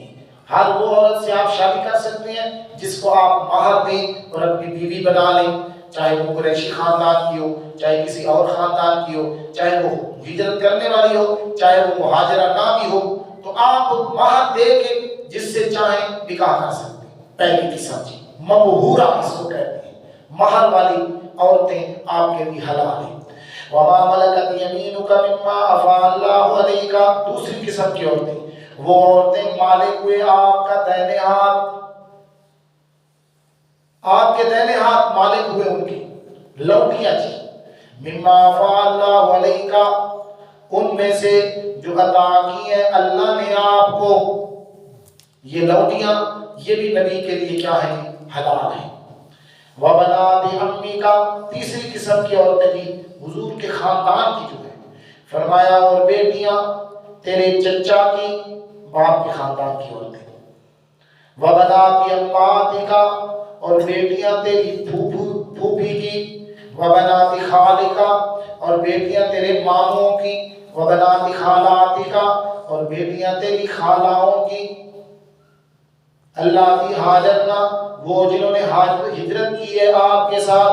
یہ قید جو ہے نا اعتراضی ہے جی، محاکہ والی، جنہوں نے ہجرت کی ہے نا میرا پیغمبر آپ کے خاندان کی عورتوں میں سے، آپ ان کے ساتھ جس کے ساتھ مرضی چاہیں نکاح کر سکتے ہیں، وہ آپ کے لیے حلال ہے، چاہے آپ کے ساتھ ہجرت کی ہے یا آپ کے بعد ہجرت کی ہے یا آپ سے پہلے ہجرت کی ہے، جس طرح بھی ہجرت جنہوں نے کی ہے نا ان کے ساتھ جو ہے آپ نکاح کر سکتے ہیں۔ وَامْرَأَةً مُؤْمِنَةً، چوتھی قسم کی عورت تھی، وہ عورت جو آ کر کہے کہ حضور میں اپنا نفس آپ کو ہبہ کرتی ہوں، بغیر مہر کے، بغیر کسی چیز کے میں آپ سے نکاح کرتی ہوں، تو بغیر نکاح کے میرا پیغمبر مہر کے آپ اس سے چاہیں تو نکاح کر سکتے ہیں۔ یہ چوتھی قسم ہے۔ وَامْرَأَةً، اور وہ عورت مؤمنۃ، مومنہ، ان وہبت، اگر جان بخش دے اپنی، ان وہبت نفسہ، اگر جان بخش دے اپنی نبی کو، للنبی، ان اراد النبی جو ان یستنکحا، اگر ارادہ کرے نبی ان یستنکحا کہ وہ اس سے نکاح کرے، تو خالصۃ لک من دون المؤمنین، یہ خالص حکم ہے آپ کے لیے میرے پیغمبر مومنوں کے علاوہ، یہ صرف نبی کے لیے جائز ہے نہیں، نبی کے علاوہ کسی اور مومن کے لیے یہ جائز نہیں ہے، بلکہ اور مومن کے لیے کہ جب بھی نکاح کرے گا حق مہر ضرور کی۔ اگر کوئی عورت آ کر کہے بھی صحیح کہ میں بغیر مہر کے تیرے ساتھ نکاح کرتی ہوں، تو کوئی عورت جو ہے اس کا نکاح جائز نہیں ہے، مہر ضروری ہے، مہر مقرر کیا جائے گا جی۔ نکاح میں 2 چیزیں ضروری ہیں، نکاح میں کتنے فرض ہیں؟ 2 فرض ہیں۔ ایک فرض کیا ہے؟ ایجاب قبول کرنا، اس طرح کہتے ہیں فلاں کی بیٹی فلاں کے اس نکاح کیا ہے، قبول کیا، یہ ایجاب قبول یہ فرض ہے نکاح کے۔ اور دوسرا فرض کیا ہے؟ گواہوں کا ہونا۔ دوسرا فرض کیا ہے؟ گواہوں کے بغیر بھی نکاح نہیں ہوتا، ایجاب قبول کے بغیر بھی نکاح، یہ 2 فرض ہیں نکاح کے اندر۔ اور حق مال جو ہے یہ واجب ہے. یہ حق مال کیا ہے؟ واجب ہے.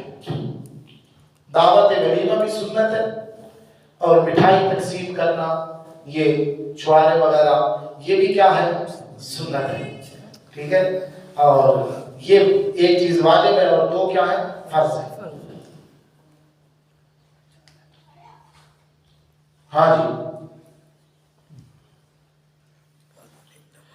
قَدْ عَلِمْنَا مَا فَرَضْنَا عَلَيْهِمْ فِي أَزْوَاجِهِمْ، تحقیق جانتے ہیں ہم جو ہم نے مقرر کیا ہے مومنوں کے بارے میں، مومنوں کے اوپر فی ازواجہم ان کی بیویوں کے بارے میں. کون سا جی؟ حق مال. ہمیں پتا ہے وہ ان کے اوپر واجب ہے، نبی پہ واجب نہیں ہے. وما ملکت ایمانہم لکی لا یکون علیک حرج، اور جو مالک ہوئے ان کے دائنے ہاتھ لکی لا یکون علیک حرج تاکہ نہ ہو آپ کے اوپر کوئی تنگی. وکان اللہ غفورا رحیما، اور ہے اللہ بخشنے والا رحم کرنے والا. دیکھو جی نبی علیہ السلام نے یہ جو 4 قسم کی عورتیں حضور کے لیے جائز تھیں. پہلا نکاح حضور کا 25 سال کی عمر میں ہوا حضرت خدیجہ الکبریٰ رضی اللہ تعالیٰ عنہا سے، اور ان کی عمر کتنی تھی؟ 40 سال تھی. 40 سال. پھر دیکھو اگر یہ جس طرح یہ مستشرقین یہ اعتراض کرتے ہیں نعوذ باللہ حضور کے اوپر، دیکھو جی اتنی شادیاں کرتی ہیں، نعوذ باللہ شہوت پرست تھی، نعوذ باللہ ثم نعوذ باللہ. تو دیکھو ہم کہتے ہیں اگر شادیاں کرنی تھی زیادہ تو پھر جوانی میں کرتے نا. جوانی میں دیکھو شادی ہو رہی ہے 25 سال کی عمر 40 سال والی عورت سے شادی ہو رہی ہے، اور پھر دیکھو 53 سال تک حضور نے کوئی شادی نہیں کی.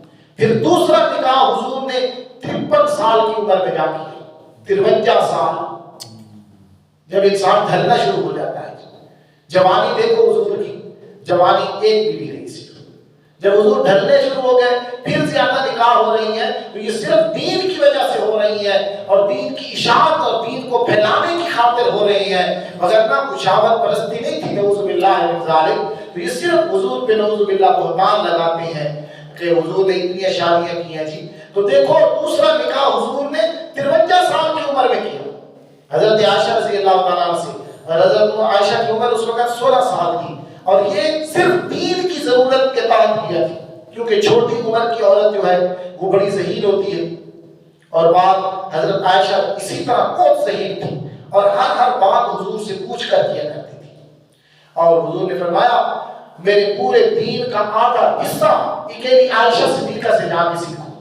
بہت بڑی عالمہ تھی جی حضرت عائشہ رضی اللہ تعالیٰ عنہا دین کی، حتیٰ کہ ما اشکل اصحاب محمد صلی اللہ علیہ وسلم. نبی علیہ السلام کے صحابہ کو اگر کسی مسئلے کے اندر اشکال ہوتا، کوئی مسئلہ ان کے اس سے حل نہ ہوتا، تو صحابہ بڑے بڑے مشکل مسئلوں کا حل اگر آگے پوچھتے تھے تو حضرت عائشہ سے پوچھا رضی اللہ تعالیٰ عنہ. بہت بڑی فقیہ تھی، قرآن کی بہت بڑی عالمہ تھی، دین کی بہت بڑی عالمہ تھی حضرت عائشہ رضی اللہ تعالیٰ عنہ. اور یہ نکاح بھی اسی وجہ سے ہوا تاکہ حضور کا دین جو ہے وہ محفوظ فرما لے.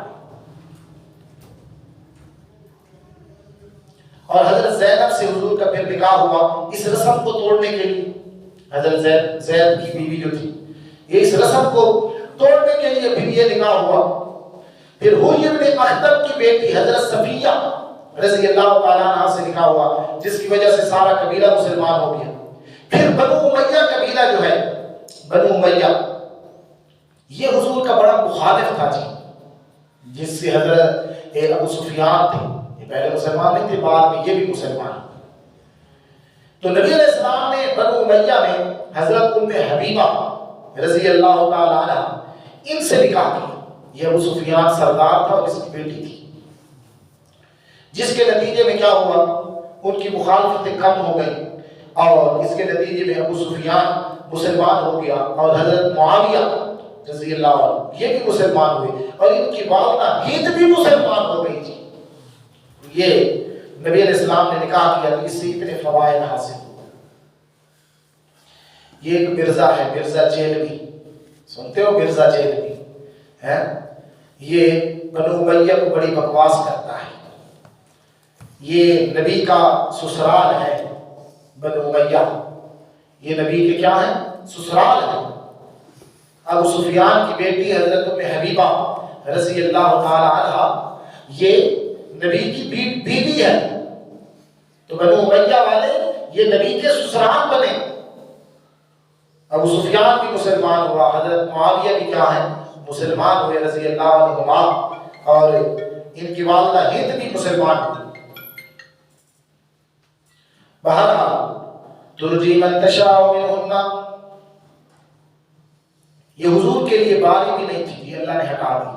عام مومن کے لیے تو یہ ہے نا، ایک سے زیادہ شادیاں کرے گا تو باری مقرر کرنا ضروری ہے، دونوں بیویوں کے درمیان باری مقرر ہوگی، ایک دن اس کے پاس رہنا ہے، دوسرے دن دوسری بیوی کے پاس رہنا ہے، اس بیوی کو جتنا خرچہ دینا ہے اس کو بھی اتنا دینا ہے، جتنا اس کے ساتھ جس طرح معاملہ کرنا ہے اسی طرح، یعنی یہ برابری عام بندے کے لیے فرض ہے، ضروری ہے بیویوں کے درمیان عدل و انصاف کرنا۔ یہ ہے ویسے بڑی مصیبت۔ کہتے ہیں مولانا اشرف علی تھانوی رحمۃ اللہ تعالی علیہ حکیم الامت، ان کی 2 بیویاں تھیں، ان کے پاس ایک بندے نے 2 خربوزے لے آیا ایک بندہ، تو حضرت نے ان دونوں کو عادیت کیا، پھر ان دونوں کو ایک اس کا اور ایک دوسرے خربوزے کا لے کے ایک ترازو کے تقریب پلڑے میں رکھا، اور پھر دوسرے میں رکھا اور تولا ان دونوں کو۔ پھر کسی نے کہا حضرت یہ آپ نے کیا کیا ہے، ایک کے گھر بھجوا دیتے، ایک دوسری بیوی کو بھجوا دیتے۔ فرمایا نہیں، ایک میٹھا ہوتا ایک کھٹا ہوتا، پھر ایک میٹھا ہوتا ایک کم میٹھا ہوتا، تو برابری تو نہ ہوتی نا، میں نے دونوں کو آد کیا ہے، دونوں میں سے ایک جو ہے آد اس کو مل گیا ہے، اس کو بھی اسی طرح مل گیا ہے، تو ایک میٹھا ہوگا تو دوسرا اس سے کم ہوگا، تو دونوں میں برابری ہوئی ہے۔ تو حضرت نے کہتے ہیں ترازو رکھا تھا گھر میں، جو بھی چیز دیتے تھے نا تول کر بیویوں کو دیا کرتے تھے تاکہ ان کے اندر فرق نہ آئے، اتنی احتیاط کرتے تھے۔ یہ ہے بڑی مصیبت ویسے۔ ترجی من تشاء منہن، دور رکھیں آپ من تشاء جسے چاہیں، منہن ان میں سے، وتوی بابا ہمارا بھی ہے، آپ کو تو مشکل نہیں بنتی۔ ہاں جی، ترجی من تشاء، استاد لطیفہ سناتے تھے، وہ ایک مولوی صاحب کی، مولوی اپنی بات کرتے ہیں تم ناراض نہ ہو جاؤ، مولوی صاحب کی 2 بیویاں تھی نا، ایک نیچے رہتی تھی اور ایک اوپر والے منظر پہ رہتی تھی۔ ایک دن اوپر والی نے دیکھ لیا کہ نیچے والی مولوی صاحب سے برتن نکلوا رہی ہے، مولوی صاحب سالن کے لیے اس کو مٹر نکال کے دے رہے ہیں۔ دوسرے دن باری دوسری کے پاس تھی، جب اس کے پاس گئے تو اس نے 5 کلو کے مٹر منگوائے ہوئے تھے، 5 کلو مٹروں کا شاپر اس نے بھی سامنے رکھ دیا، کہا کل اس کو مٹر نکال کے دے ہے نا، ادھر یہ بھی نکال، کہتا ہے 5 کلو تھے، اب میں کیا کرتا، 5 کلو تو سارا دن مٹر ہی نکالتا رہا۔ بہرحال ترجی من تشاء منہن، دور رکھیں آپ جس کو چاہیں ان میں سے، یعنی اس کی باری ہٹا دیں، آپ کو اجازت ہے۔ وتوی الیک من تشاء، اور اپنی طرف باری دیں جسے چاہیں، ومن ابتغیت ممن عزلت، اور جس کو آپ چاہیں، ممن عزلت جس کو آپ نے پہلے الگ کیا تھا باری میں، اس کو اپنے پاس بلا لیں۔ فلا جناح علیکم، بس نہیں ہے گناہ آپ پر۔ کتنی صورت ہے جی؟ ایک صورت یہ ہے کہ کسی بیوی کی باری ختم کر دیں، میں اس کے پاس نہیں جاؤں گا، آپ کو اختیار ہے، کوئی گناہ نہیں آپ میں۔ دوسری کیا ہے کہ جس کی باری کسی کو باری دے دیں، کسی کی پہلے ختم ہوئی، اس کو اپنے پاس پھر بلا لیں، تو اس کی کوئی آپ کے اوپر گناہ نہیں ہے جی، آپ کر سکتے ہیں۔ پھر پہلے اس کی ایک کی باری ختم کر دی تھی، پھر اس کی باری شروع کر دی، تو آپ کے اوپر کوئی گناہ نہیں ہے کسی قسم کا، حضور کے لیے یہ باری مقرر نہیں تھی۔ اللہ نے فرمایا یہ کیوں؟ ذالک ادنیٰ، یہ زیادہ قریب ہے، تقر اعینہن، تاکہ ان کی آنکھیں ٹھنڈی رہیں، ولا یحزن، اور وہ غم نہ کریں، ویرضین، اور راضی رہیں، بما آتیتہن کلہن، جو تم ان کو دے، کلہن سب کو، واللہ یعلم ما فی قلوبکم، اللہ جانتا ہے جو تمہارے دلوں میں ہے، وکان اللہ علیما حکیما، اور ہے اللہ جاننے والا حلیما، حوصلے والا۔ اس کی سمجھ آئی ہے کہ ان تقر اعینہن ولا یحزن ویرضین، آنکھیں ٹھنڈی ہوں ان کی. کیا مطلب ہے جی؟ یہ کتنا بڑا احسان کیا ہے جی. نبی نے ہم پر کتنا احسان کیا. آپ کی بیویوں کی آنکھیں ٹھنڈی ہوگی کہ ہمارے خاوند پہ، حضور پہ ہماری باری مقرر نہیں تھی. حضور کی مرضی، جس کے پاس جائیں جس کے پاس نہ جائیں. لیکن حضور نے ساری زندگی جی باری پھر بھی سب کی برابر رکھی تھی. حضور نے کسی کے فرق نہیں آنے دی. حتیٰ کہ حضور سفر پہ جاتے تھے تو آپ قرآن اندازی کرتے تھے بیویوں کے درمیان، اور جس بیوی کا نام قرے میں نکل آتا حضور اسی کو ساتھ لے جاتے تھے. اور آپ نے باری مقرر کی ہوئی تھی، سب بیویوں کو باری باری ان کے پاس جایا کرتے تھے. تو فرمایا اس میں ان کی آنکھیں ٹھنڈی ہوگی کہ نبی کا ہم پر کتنا احسان ہے جی. باوجود ہے کہ نبی اس بات کا کوئی پابند نہیں ہے، لیکن پھر بھی حضور باری ہمیں برابر دیتا ہے، کسی پہ فرق نہیں کرتا. تو اس میں ان کی آنکھیں ٹھنڈی ہوگی، وہ غمخوار نہیں کریں گی اور آپ پہ راضی رہیں گی. آپ جس جو بھی ان کو دیں گے وہ آپ خوش ہو جائیں گے آپ سے. لا یحل لک النساء من بعد، نہیں ہے حلال آپ کے لیے عورتوں میں سے اس کے بعد. ان 4 قسم کی عورتیں میں نے بیان کر دی ہیں. پہلی قسم کی وہ جن کو حضور مہر دے کے بیوی بنا دیں. دوسری قسم کی وہ جو غلام ہیں جی ان کو. تیسری قسم کی کیا ہے؟ آپ کے خاندان میں سے جی، حضور کے خاندان میں سے جو ہے وہ جن نے ہجرت کی ہے. اور چوتھی قسم کیا ہے جی؟ چوتھی قسم کی وہ عورت جو اپنا نفس حضور کو ہبہ کرتی ہے، وہ عورت بھی حلال ہے. نہیں ہے حلال ان 4 کے بعد. ولا تبدل بہن، اور تبادلہ جائز بھی نہیں کہ ان کے بدلے میں من ازواجہن، اپنی بیویوں میں سے کوئی آپ بدل لیں. جو ہے نا کہ ایک کو چھوڑ دیں اس کے بدلے میں کسی اور سے نکاح کر لیں، اس طرح بدلنا بھی نہیں ہے جی. ولو اعجبک حسن، اگرچہ اچھا لگے آپ کو ان کا حسن و جمال، الا ما ملکت یمینک، مگر جو مالک ہوئے آپ کے دائیں ہاتھ. ہاں باندیاں، نوکرانیاں، غلام، وہ جو ہے ان کو آپ رکھ سکتے ہیں، وہ حلال ہیں آپ کے لیے. وقال اللہ علی کل شیء رقیبا، اور ہے اللہ ہر چیز پہ نگران. یا ایھا الذین آمنوا لا تدخلوا بیوت النبی، یہ خطاب ہے مومنوں کے لیے بھی. اس طرح ہوا حضور کی جب شادی ہوئی نا حضرت زینب بنت جحش رضی اللہ عنہا سے، تو حضور نے ولیمہ بھی بنایا جی. ولیمہ سنت ہے، بکری ذبح کی گئی، سالن پکایا گیا، حلوہ پکایا گیا، اور حضور نے صحابہ کو دعوت پہ بلایا تھا. تو صحابہ آئے نا جی، انہوں نے کھانا کھایا اور بیٹھ گئے گپ و شپ میں. پتہ نہیں خیال ہوگا کہ پھر بھوک لگے گی، پھر حضور کے گھر سے کھائیں گے.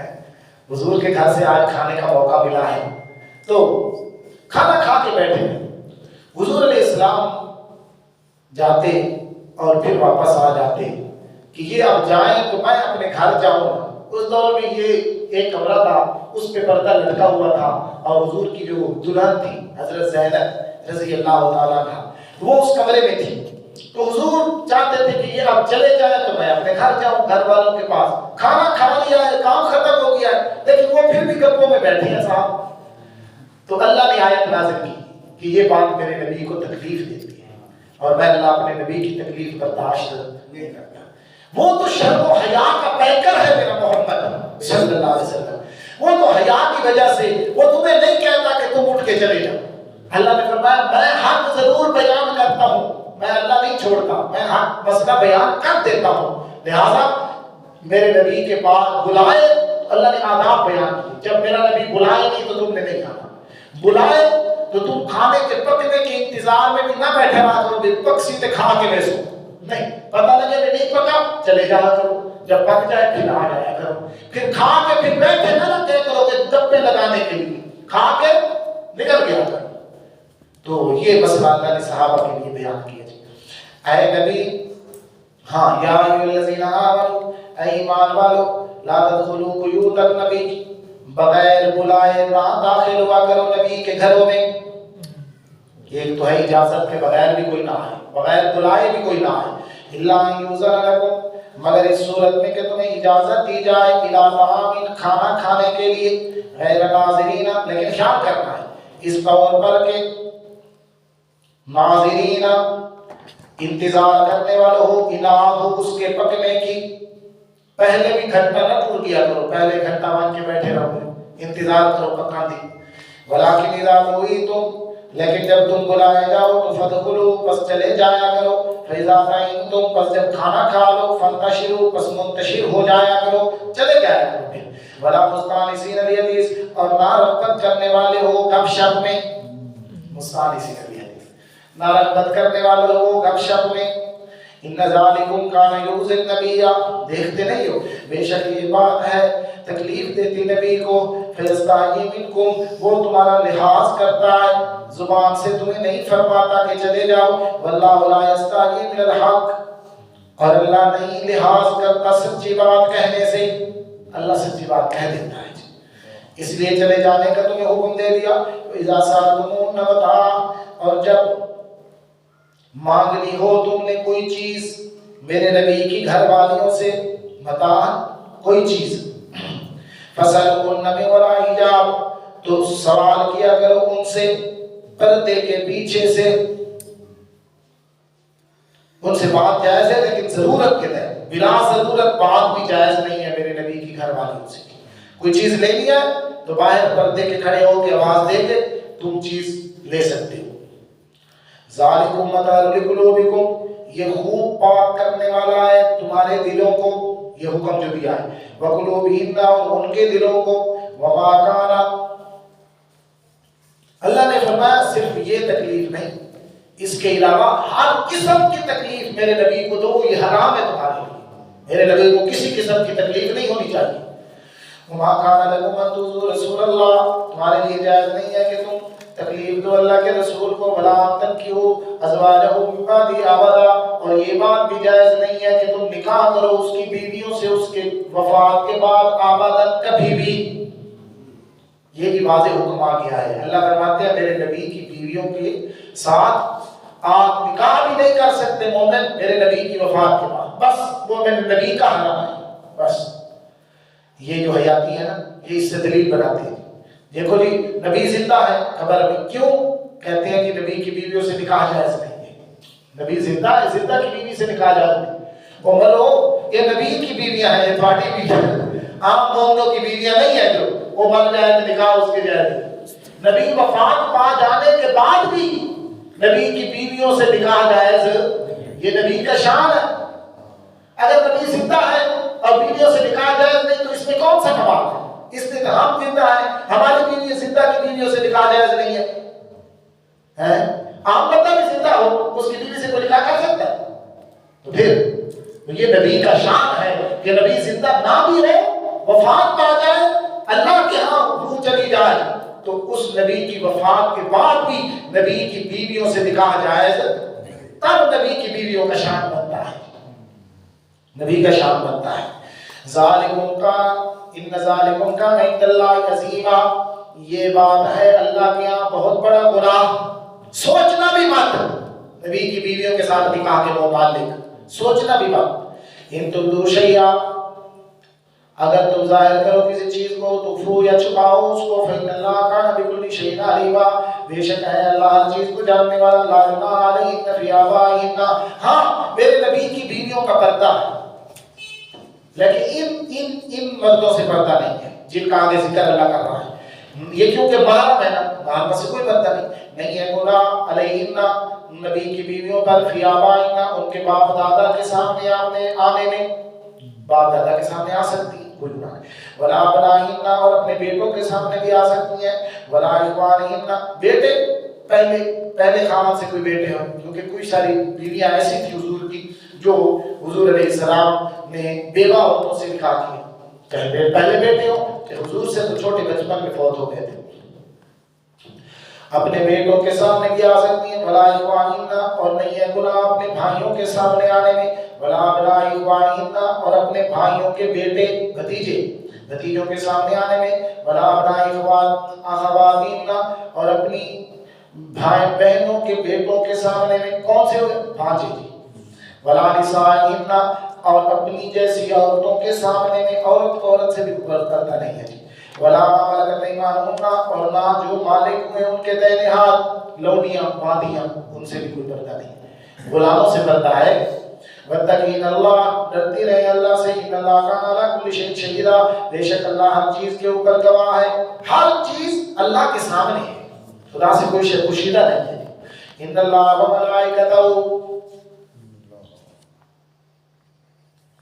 بے شک اللہ و ملائکتہ اور اس کے فرشتے یصلون علی النبی شاباشی بھیجتے ہیں نبی پر. یصلون درود کا معنی کیا ہے جی؟ صلاۃ کا معنی اس کے کئی معنی آتے ہیں. اس کا معنی جو ہے صلاۃ کا اگر نسبت اللہ کی طرف ہو کہ اللہ اپنے نبی پہ کیا ہے درود پڑھتا ہے، تو کیا مطلب ہے؟ اللہ رحمت بھیجتا ہے. اللہ اپنے نبی پہ کیا بھیجتا ہے؟ رحمت. اگر نسبت ہو فرشتوں کی طرف کہ فرشتے حضور پہ صلاۃ و سلام پڑھتے ہیں، کیا مطلب ہوگا؟ کہ فرشتے رحمت کی دعا کرتے ہیں، طلب رحمت. یہ لکھ لو. اللہ کی طرف نسبت ہو تو کیا مطلب ہوگا؟ اللہ اپنے نبی پہ رحمت بھیجتا ہے. اور اگر فرشتے درود پڑھتے ہیں تو کیا مطلب ہوگا؟ فرشتے نبی کے لیے رحمت کی دعا کرتے ہیں اللہ سے. اور اگر اس کی نسبت چرید پرید کی طرف ہو، چرید پرید کی طرف، تو وہ مطلب ہوگا کہ وہ کیا کرتے ہیں؟ رب سے بخشے مانگتے ہیں. کیا مانگتے ہیں؟ بخشے مانگتے ہیں. فرشتے رحمت کی دعا مانگتے ہیں. اور مومنوں کی طرف نسبت ہوگی کہ مومن درود پڑھتے ہیں تو کیا؟ یہ بھی یہی ہے کہ اللہ سے رحمت کی دعا. اللہم صلی علی کا کیا مطلب ہے؟ اللہ تو رحمت بھیج محمد صلی اللہ علیہ وسلم پر. اللہم صلی علی کا کیا معنی ہے؟ اللہ تو رحمت بھیج محمد صلی اللہ علیہ وسلم پر اور آل محمد صلی اللہ علیہ وسلم پر، جس طرح کہ ابراہیم اور آل ابراہیم پہ تو نے رحمتیں بھیجی. یا ایھا الذین آمنوا، اے ایماندارو، صلو علیہ، رحمت کی دعا مانگو نبی کے لیے. صلو علیہ کا کیا معنی ہے؟ رحمت کی دعا مانگو نبی کے لیے. وسلموا تسلیما، اور سلام بھیجو سلام کہہ کر. سمجھو جی، ایک ہے سلام، سلام کا تو پتہ لگ گیا ہے نا کہ رحمت کی دعا مانگنا. ایک ہے سلام پڑھنا. سلام کیا ہے؟ صحابہ کرام یہ آیت نازل ہوئی تو حضور کی خدمت میں آئے، یا رسول اللہ سلام کا تو ہمیں پتا ہے، اللہم صلی علی محمد وعلی آل محمد، یہ درود پڑھنا ہے، یہ ہم نماز میں آپ پہ پڑھتے ہیں. سلام کیا ہے؟ تو حضور نے فرمایا السلام علیکہ ایھا النبی ورحمۃ اللہ وبرکاتہ. یہ سلام ہے جی. جب ہم اتحیات میں بیٹھ کے باادب ہو کے حضور پہ کیا پڑھتے ہیں؟ درود بھی پڑھتے ہیں، درود کے ساتھ یہ سلام بھی پڑھتے ہیں. السلام علیکہ ایھا النبی. یہ ہے. یہ کئی لوگ پڑھتے ہیں کہ الصلاۃ والسلام علیکہ یا رسول اللہ. ٹھیک ہے؟ حدیث کی کوئی کتاب اٹھاؤ تمہیں یہ درود کہیں نہیں ملے گا. یہ بناوٹی درود ہے، بناوٹی. حضور نے کون سا درود بتایا جی؟ اللہم صلی علی محمد وعلی آل محمد کما صلیت علی ابراہیم وعلی آل ابراہیم انک حمید مجید. اللہم بارک علی محمد وعلی آل محمد کما بارکت علی ابراہیم وعلی آل ابراہیم انک حمید مجید. تو یہ درود ہے جی. یہ جو یہ پڑھتے ہیں نا، اس کا کوئی ثبوت نہیں. حضور کے دور میں اذان آتی تھی کہ نہیں آتی؟ حضرت بلال اذان دیتے تھے کہ نہیں دیتے تھے؟ ان کی اذان تو حدیثوں میں ذکر ہے، لیکن یہ صلاۃ و سلام. ابو معذورہ حضور کا صحابی ہے، وہ بھی مؤذن ہے. 3 مؤذن تھے حضور کی زندگی میں ہی. حضرت عبداللہ ابن ام مکتوم نبینا صحابی تھے، اور حضرت بلال اور حضرت ابو معذورہ رضی اللہ تعالی رضوان اللہ تعالی علیہ اجمعین. تو یہ 3 مؤذن ہیں نبی علیہ السلام کی. اور حدیث کی کوئی کتاب اٹھاؤ، یہ تینوں مؤذن جب بھی اذان شروع کرتے تھے تو کس سے شروع کرتے تھے؟ اللہ اکبر اللہ اکبر. کوئی سلام نہیں تھا. یہ ہم نے بنا لیا ہے، یہ ہمارا بناوٹی ہے. اور پھر دیکھو، اگر پھر کہتے ہیں یہ اصل درود ہے جی، اصل درود کو بھول گئے ہیں. درود ابراہیمی افضل درود ہے. سارے درود اکٹھے کرو، درود ابراہیمی کا مقابلہ کوئی درود نہیں کر سکتا جی. کیوں؟ اس کی ایک دلیل یہ بھی ہے کہ اگر اس سے کوئی افضل درود ہوتا تو نماز میں اس کے پڑھنے کا حکم دیا جاتا. اس سے کوئی افضل درود ہوتا تو نماز میں اس کے پڑھنے کا حکم دیا جاتا. جب نماز میں یہ درود پڑھا جاتا ہے کہ سب سے کیا ہے جی افضل درود ہے. یہ بناوٹی درود ہے، اس کی کوئی قرآن و حدیث کے اندر ثبوت کوئی نہیں ہے جی. ان الذین یؤذون اللہ ورسولہ، بے شک وہ لوگ جو تکلیف دیتے ہیں اللہ کو اور اس کے رسول کو. کس طرح جی؟ اللہ کو تکلیف دیتے ہیں، خدا کو کوئی تکلیف دے ہی نہیں سکتا. ان کے گمان میں یہ ہے کہ کفر کرتے ہیں، خدا کی نافرمانی کرتے ہیں تو خدا کو تکلیف دیتے ہیں. رسول کو تکلیف کس طرح دیتے ہیں؟ کفر کر کے، باتیں بنا کے. یہ جو لوگ اللہ اور اس کے رسول کو تکلیف دیتے ہیں لعنہم اللہ فی الدنیا والآخرہ، لعنت ہے ان پہ اللہ کی اور دنیا میں اور آخرت میں. وَأَعَدَّ لَهُمْ عَذَابًا مُهِينًا، اور تیار کیا اللہ نے ان کے لیے ذلت کا عذاب. وَالَّذِينَ يُؤْذُونَ الْمُؤْمِنِينَ، اور وہ لوگ جو تکلیف دیتے ہیں ایمان والوں کو، مومن مردوں کو اور مومن عورتوں کو، بغیر ما اکتسبوا، بغیر عملوں کے جو انہوں نے کیے ہیں. ایک کام ہی نہیں کیا مومن مردوں نے مومن عورتوں نے، ایسے بہتان لگا دیا. فقد احتملوا بہتانا واسما عظیما، تاکہ اٹھاتے ہیں وہ بہتان و اسم مبینہ اور گناہ کھلا. یا ایھا النبی قل لازواجک، یہ نبی کے لیے خطاب ہے جی. اے نبی کہہ دیجیے اپنی بیویوں کے لیے، وبناتک، اور اپنی بیٹیوں کے لیے. یہ شیعہ لوگ کہتے ہیں یہ نبی کی ایک ہی بیٹی ہے. کیا کہتے ہیں؟ حضرت فاطمہ بس رضی اللہ تعالیٰ. قرآن کیا کہتا ہے؟ وبناتک، ایک بیٹی نہیں تھی، جمع کا لفظ ہے جی، جمع کا. حضور کی 4 بیٹیاں تھیں. کتنی بیٹیاں تھیں؟ 4. حضرت خدیجہ رضی اللہ عنہا سے 4 بیٹیاں تھیں نبی علیہ السلام کی، اور 2 بیٹے پیدا ہوئے نبی علیہ السلام سے.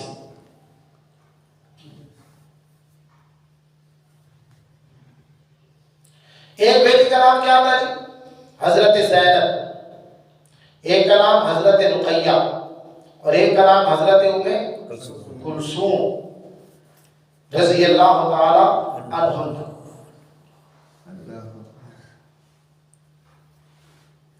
یہ ہجرت سے نبوت سے پہلے کی حضور کی بیٹیاں پیدا ہوئی حضرت خدیجہ سے. ابھی تک آپ کو نبوت نہیں ملی تھی.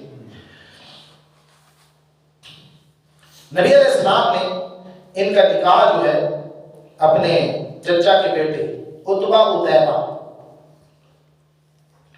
رقیہ رضی اللہ تعالی عنہ، ان کا نکاح عتبہ سے کیا، اور ام کلثوم رضی اللہ تعالی عنہ ان کا نکاح عتیبہ سے کیا. یہ آپ کے بھتیجے تھے. حضور نے رشتے پہلے نبوت ملنے سے پہلے یہ مشرک تھے، ان کے ساتھ کیے ہوئے تھے. جب حضور کو نبوت ملی اور آپ نے اعلان نبوت کیا تو یہ ان کا باپ آیا، ابو لہب ان کا باپ تھا. تو یہ آیا، اس نے کہا میں تم پہ راضی نہیں ہوں گا، جاؤ محمد کی بیٹیوں کو طلاقیں دو.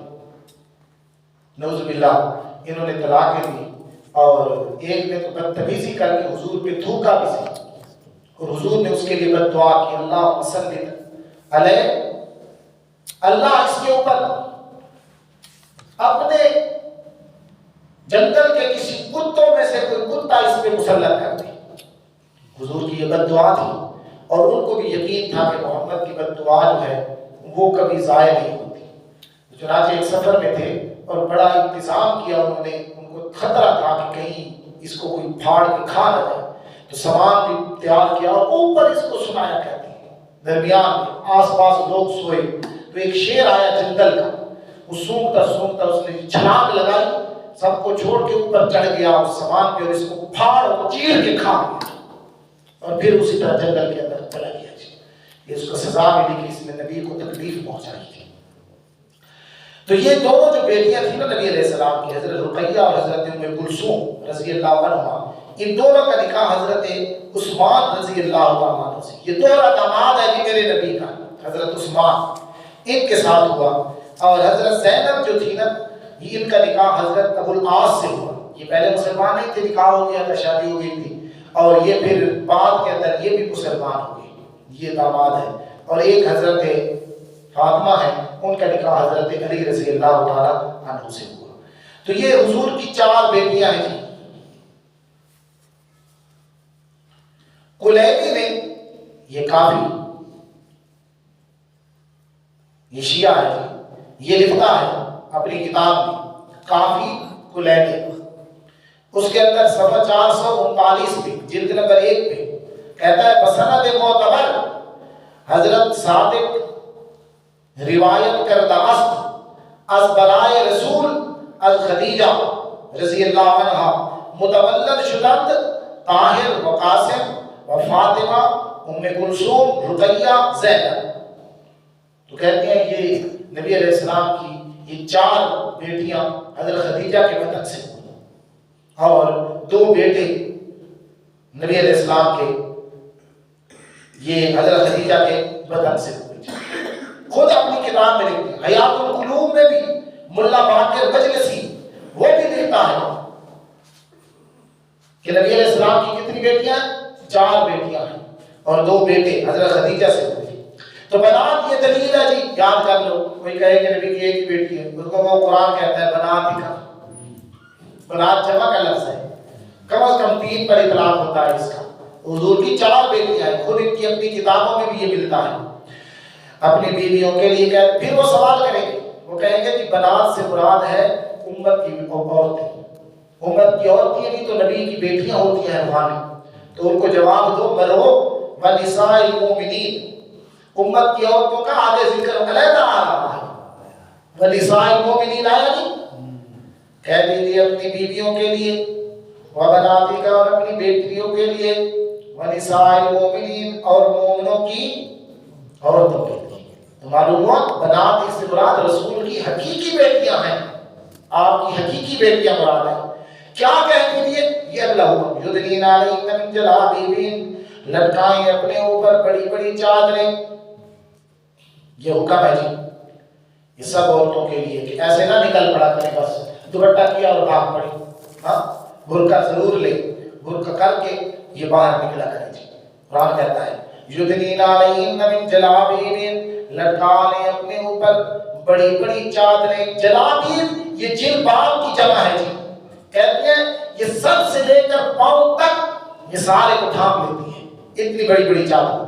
ذالک ادنیٰ یعرفن ولا یؤذین، یہ زیادہ قریب ہے کہ وہ پہچانی جائے. فلا یؤذین، پس نہ تکلیف دی جائے. وقال اللہ غفورا رحیما، اور ہے اللہ بخشنے والا رحم کرنے والا. اس طرح پتہ کہ منافق پہلے ازواج ہوتا تھا مومن عورتیں ازواج مطہرات بھی، یہ قضائے حاجت کے لیے صبح اندھیرے میں گھر سے باہر نکل جاتے تھے. واش روم وغیرہ گھروں میں تو اس طرح ہوتے نہیں تھے آج کل جس طرح ہے، تو دور جانا پڑتا تھا. تو منافق چھیڑتے تھے عورتوں کو، کیا کرتے تھے؟ چھیڑتے تھے. تو جب ان سے کہا جائے کہ مومنوں کی عورتوں سے یا ازواج مطہرات سے تم اس طرح حرکتیں کر رہے ہو، اونچی اونچی آوازیں کرنا، بولنا، اس طرح چھیڑ چھاڑ کرنا، تو کہتے تھے ہم نے سمجھا کہ باندھیاں جا رہی ہیں، ہمیں پتہ نہیں لگا جی. تو اللہ نے فرمایا تم برقعے کر کے گیا کرو. اب ان سے پوچھیں گے، اب یہ چھیڑیں گے نا، اب یہ نشانی ہوگی کہ جو برقع کر کے جا رہی ہے یہ کوئی باندھی نہیں ہے، یہ کوئی عام عورت نہیں ہے، یہ مومنوں کی عورت ہے، یہ نبی کی گھر والی ہے، یہ نبی کی بیٹی ہے، یہ عام عورتوں کی عورتیں ہیں. تو جب یہ پردوں میں تم جاؤ گے نا تو یہ زیادہ قریب ہے ان یعرفن کہ تم پہچانی جاؤ، ولا یؤذین، نہ تکلیف دی جاؤ، اسی میں تمہارے لیے بہتر ہے. تو یہ پردے کا اللہ نے حکم دیا تاکہ منافقوں کو موقع نہ ملے. اگر اس کے باوجود بھی اللہ فرماتے ہیں منافق باز نہ آئے نا، میرا نبی ان کو مدینے سے ہی نکال دو. اگر پھر بھی باز نہ آئے نا، ان کو مدینے سے نکال دینا ہے کہ تم چھیڑ چھاڑ کرتے ہو عورتوں سے. لئن لم ينتهي المنافقون، اسی کو کہا اگر باز نہ آئے منافق، پھر بھی شرارتوں سے باز نہ آئے. والذین فی قلوبہم مرض، اور وہ لوگ کہ ان کے دلوں کے اندر مرض ہے شہوت پرستی کی. والمرجفون، اور بری خبریں اڑاتے ہیں شہر کے اندر، بری بری خبریں اڑانے والے. لنغرینک بہم، میرا پیغمبر ہم مسلط کر دیں گے آپ کو ان کے اوپر. کس طرح بھی کہ ان کو آپ وہاں سے نکالنے کا حکم دے دیں گے، اب تم نکل جاؤ اس مدینہ شہر سے نکل جاؤ. ثم لا یجاورونک، پھر وہ ہمسائے نہیں بنیں گے آپ کے اس میں، الا قلیلا، مگر تھوڑے دن راہ سے دفع ہو جا سنا پہ. ملعونین، لعنت کیے ہوئے، کہیں نمازوں کی وہ جہاں کہیں پائے جائیں، مخذو، پکڑے جائیں، وقتلوا تقتیلا، اور قتل کیے جائیں، قتل کیا جانا. سنت اللہ فی الذین خلوا من قبل، یہ اللہ کا طریقہ ہے فی الذین، پہلے لوگوں میں جو گزر چکے ہیں فساد کرنے والے. وَلَن تَجِدَ لِسُنَّتِ اللَّهِ تَبْدِيلًا، اور ہرگز نہیں پائے گا تو اللہ کے طریقے کے اندر کو کوئی بدلنے والا، خدا کے طریقے کو کوئی بدل نہیں سکتا. یسألونک الناس عن الساعة، سوال کرتے ہیں آپ سے لوگ قیامت کے بارے میں. قل کہہ دیجیے انما علمها عند اللہ، بے شک اس کا علم میرے اللہ کے ہاں. وما یدریک لعل الساعة، اور تجھے معلوم نہیں ہے شاید کہ قیامت ہو قریب. قریبی آ گیا ہے، 4 سال رہ گیا ہے. اب کوئی نبی نہیں آنا، اب قیامت ہی قائم ہوگی. ان اللہ لعن الکافرین، بے شک اللہ نے لعنت کی ہے کافروں پر. کیا اللہ لعنت کرے تو کیا مطلب ہوتا ہے جی؟ رحمت سے دور کر دینا. وَأَعَدَّ لَهُمْ سَعِيرًا، اس لعنت کا اثر کیا ہے؟ تیار کیا ہے ان کے لیے بھڑکتی آگ کو. خالدین فیہا ابدا، ہمیشہ رہیں گے اس میں ہمیشہ رہنا. وَلَا يَجِدُونَ لَهُمْ وَلِيًّا وَلَا نَصِيرًا، نہیں پائیں گے وہ ولیًّا کوئی حمایتی، ولا نصیرا، اور نہ کوئی مددگار. ندامت کفار کی. یوم تکلم وجوہہم، جس دن پلٹے جائیں گے ان کے چہرے، فی النار، آگ کے اندر. یقولون، کہیں گے وہ، یا لیتنا، ہے کاش اطعنا اللہ، ہم نے بات مانی ہوتی اللہ کی، وَأَطَعْنَا الرَّسُولَ، اور بات مانی ہوتی رسول کی. وقالوا، اور کہیں گے اے ہمارے رب، اِنَّا أَطَعْنَا سَادَتَنَا، بے شک ہم نے بات مانی ہے اپنے سرداروں کی، وَكُبَرَاءَنَا، اور اپنے بڑوں کی، فَأَضَلُّونَا السَّبِيلَ، بس گمراہ کر دیا انہوں نے ہم کو سیدھے راستے سے. ربنا آتِهِمْ ضِعْفَيْنِ مِنَ الْعَذَابِ، اللہ دے ان کو دگنا عذاب. وَلَعَنْهُمْ، اور ان پہ لعنت کر، لعنت کبیرہ، بڑی لعنت کرنا. اب تو کہتے ہیں ساڑھے پیر دی کر ہے نہیں مانتے. کیا مطلب ہے؟ کیا کہے اللہ انہاں نوں دوہرا عذاب دے، جڑے اپنی نظراں نیازاں منتاں منوتیاں ساڈے کول لیندے ہیں، سجدے کرواندے ہیں، طواف کراندے ہیں، مزاراں دے دیگا پکواندے ہیں، غیر اللہ دے نام دی چیزاں دلواندے ہیں، سانو دستے نہ، سانو انہاں نے گمراہ کیتا ہے. اللہ انہاں نوں دوہرا عذاب دے. کیا ہے؟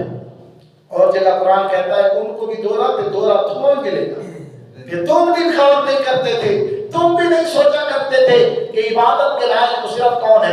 اللہ. اور نظر نیاز یہ عبادت ہے، اور عبادت تم غیروں کی جا کے کرتے تھے، اور الٹا پھر کہتے ہو انہاں نوں دگنا تے تساں کہڑے حاجی ہو.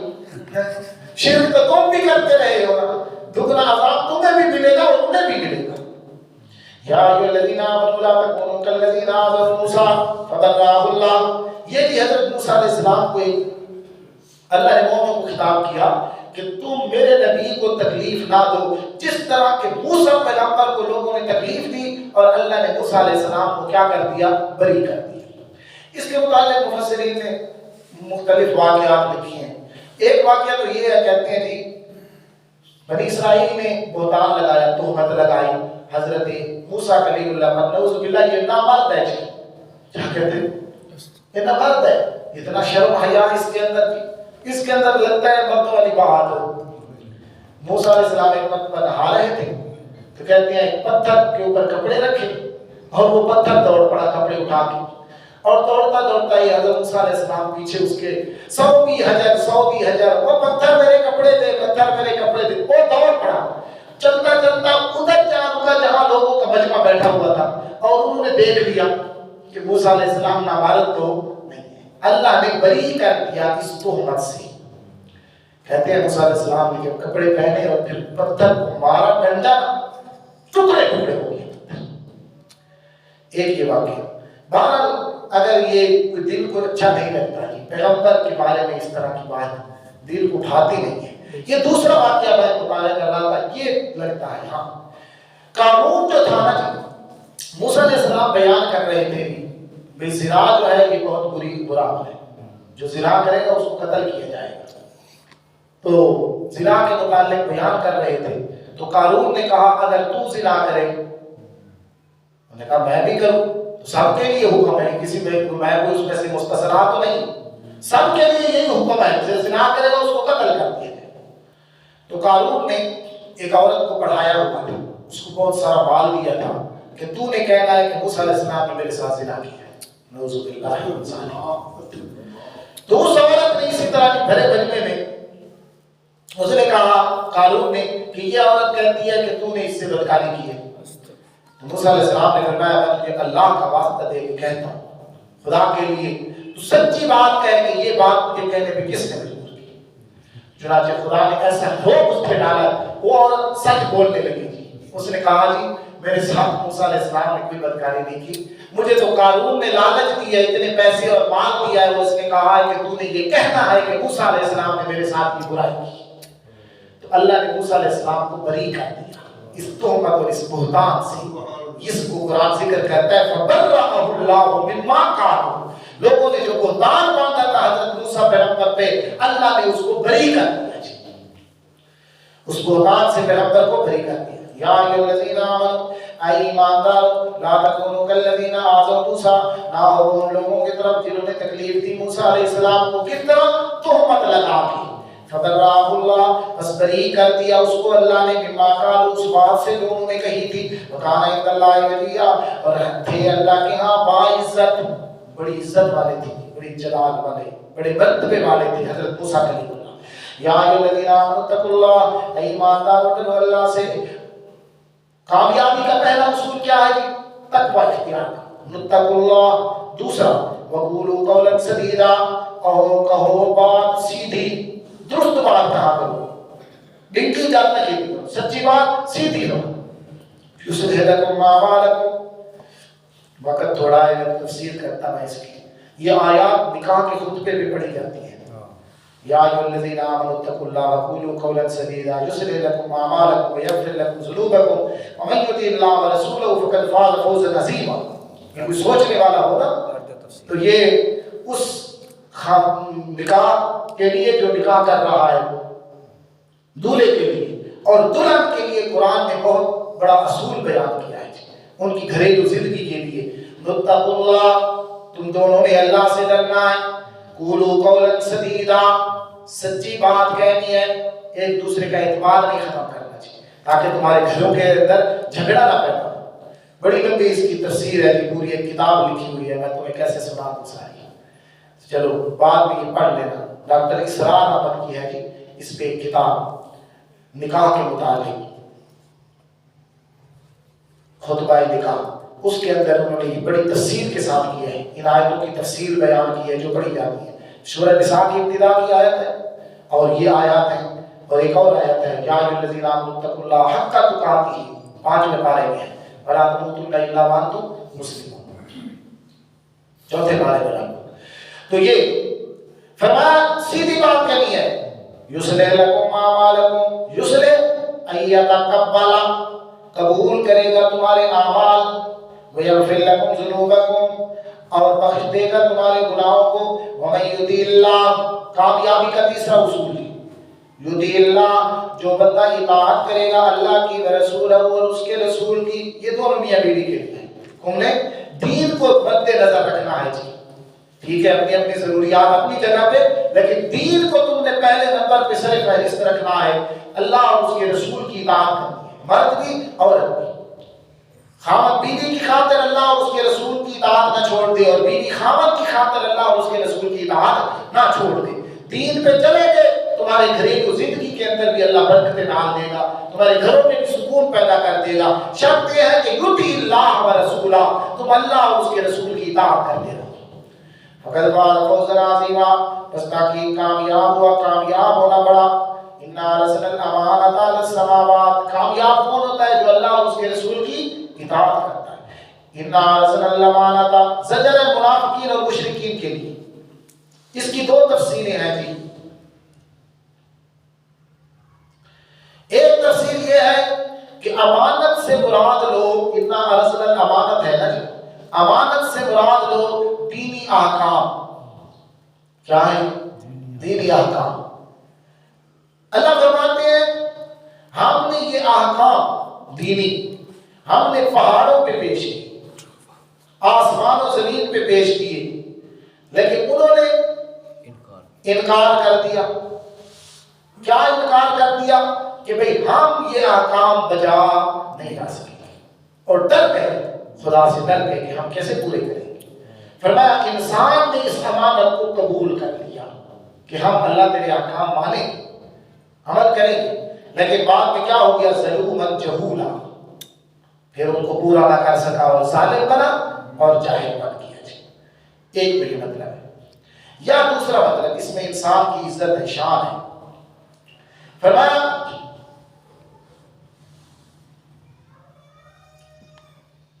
ہم نے امانت کو آسمان و زمین پہ پیش کیا،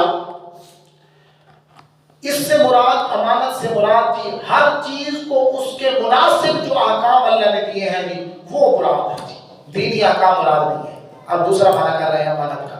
امانت سے مراد ہر ایک چیز کو اللہ نے اس کے مناسب جو احکام، درخت ہے کھڑا ہے جی کھڑا ہے، پہاڑ ہے جی پڑے ہیں جی پڑے ہیں، آسمان ہے جی وہ کھڑا ہے جی کھڑا ہے جب تک خدا کا حکم ہے جی، زمین ہے جی اس کو جب تک خدا کا حکم ہے یہ اسی طرح بچھی ہوئی ہے، فصلیں اگا رہی ہے، آسمان پہ بادل بنتے ہیں، بادل بارش برسا رہی ہیں جی، سورج ہے وہ اپنا مدار پہ چل رہا ہے جی، غروب ہوتا ہے طلوع ہوتا ہے، اسی طرح چاند ہے جی وہ بھی اپنی ڈیوٹی پوری دے رہا ہے، ستارے ہیں، یہ ساری چیزیں ہر چیز کو اللہ نے اس کے مناسب احکام دیے ہیں.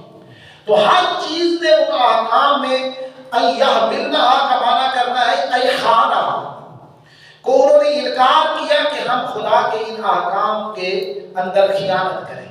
انہوں نے خیانت کرنے سے کیا کر دیا؟ انکار کر دیا اور ڈر گئے. حملہ الانسان، لیکن انسان کو جو اللہ نے اس کے مناسب احکام دیے نا، انسان نے اس میں خیانت کر دی. انسان نے اس میں کیا ہے؟ خیانت کر دی. پھر کیا بن گیا جی؟ ظالم بن گیا اور جاہل بن گیا.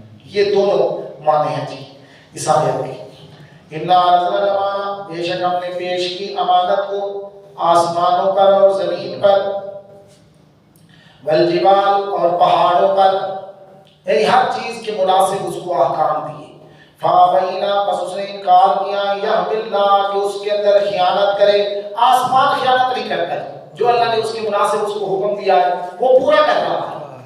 فرشتے بھی کر رہے ہیں، زمین بھی کر رہی ہے، پہاڑ بھی اللہ نے حکم دیا پہاڑوں تمہیں لوگ کرے دیں گے اور تم سے نمک نکالیں گے، تمہیں ریزہ ریزہ بھی کریں گے، تمہیں کتنی قسمیں بناتے ہیں کہ یہ پتھروں کی ان میں سے ہیں، بجریوں کی بجری ہوتی ہے، اسی طرح اس کے علاوہ اور کیا کیا اس میں سے پھر پیس ڈالتے ہیں اس کو. لیکن انہوں نے چوں چرا بھی نہیں کرتے، وگرنہ ایک پتھر لگے نا تجھے دوسرے کو ہاتھ لگا پتہ لگتا ہے. ایک پتھر کو ہاتھ لگاتا اور وہ نکل کے تیرے سر پہ لگتا ہے، خون نکل آتا تو دوسرے کو ہاتھ لگاتا نہیں. اب تو پتھروں کو رگڑ رہا ہے.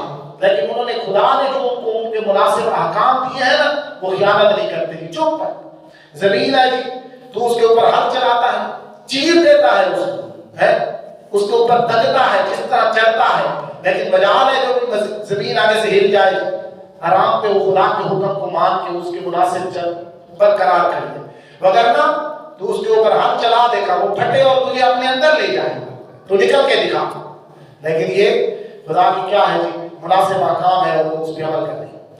لیعذب اللہ المنافقین، تاکہ عذاب دے اللہ منافقوں کو، منافق مردوں کو اور منافقات اور منافق عورتوں کو، والمشرکین اور مشرکات مشرکین مردوں کو اور مشرکان عورتوں کو، یتوب اللہ علی المؤمنین والمؤمنات، اور متوجہ ہوتا ہے اللہ توبہ قبول کرتا ہے اللہ مومن مردوں کی اور مومن عورتوں کی. وکان اللہ غفور رحیم، ہے اللہ بخشنے والا رحم کرنے والا. سورہ سبا کا ربط لکھیں گے، دیکھ لیں ربط بھی.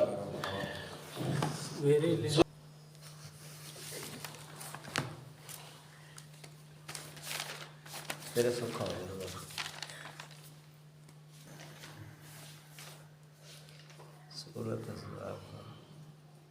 سورۃ سبا سے سورہ احزاب میں بیان کیا گیا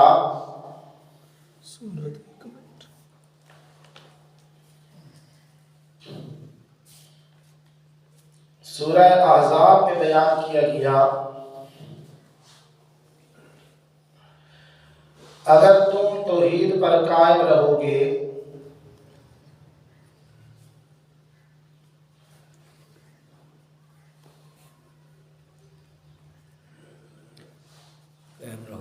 اگر تمہارے مقابلے میں احزاب ہی کیوں نہ آ جائیں.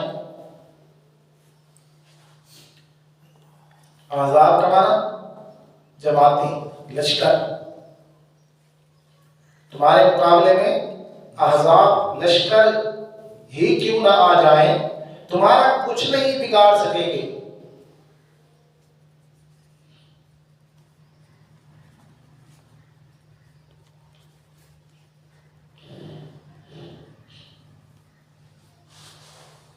اب اس صورت میں فرمایا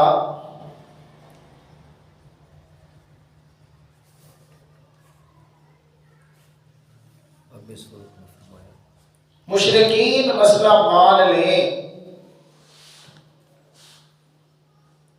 مشرکین مسئلہ مان لیں ان کے حق میں بہتر ہے۔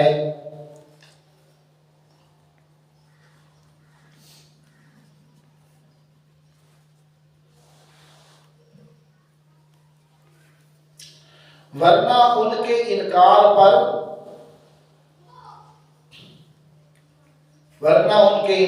پر انہیں وہی سزا دی جائے گی جو قوم سبا کو دی گئی۔ سبا کا رب آ گیا جی، انہیں وہی سزا دی جائے گی جو قوم سبا کو دی گئی۔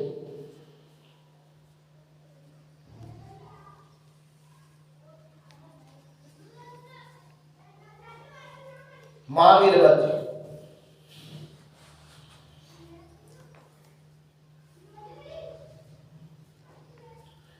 سورہ احزاب میں اس بات کا ذکر ہوا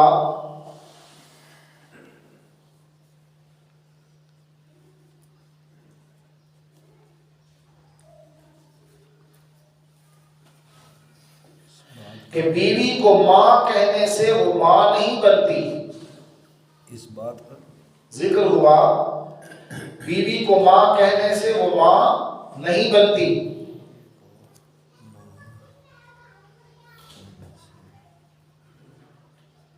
اور کسی کو منہ بولا بیٹا کہنے سے وہ بیٹا حقیقی نہیں بنتا۔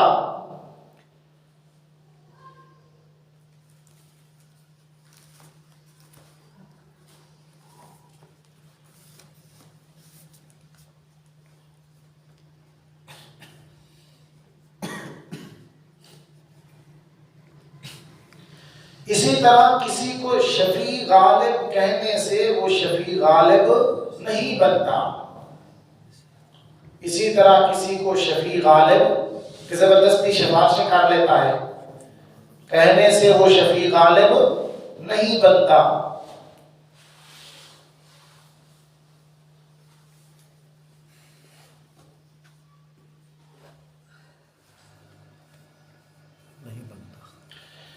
اب سورہ سبا میں فرمایا، اب سورہ سبا میں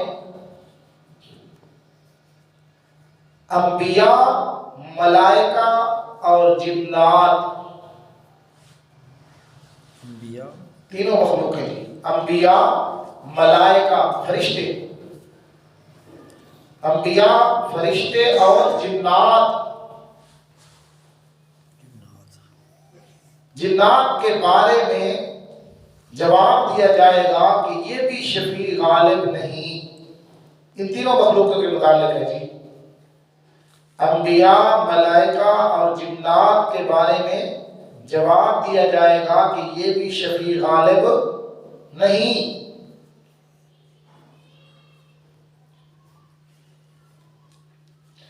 تمہارا یہ شبہ بھی دور کر دیتے ہیں۔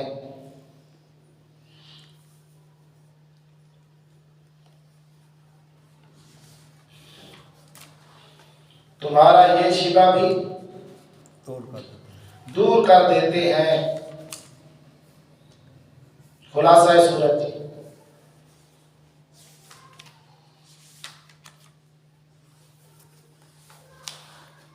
مرکزی مضمون اس کا یہ ہے کہ اللہ کے ہاں کوئی شفیع غالب نہیں۔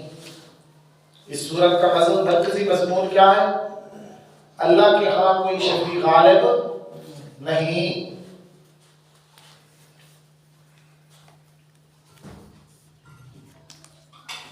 لہذا اسی کو پکارو۔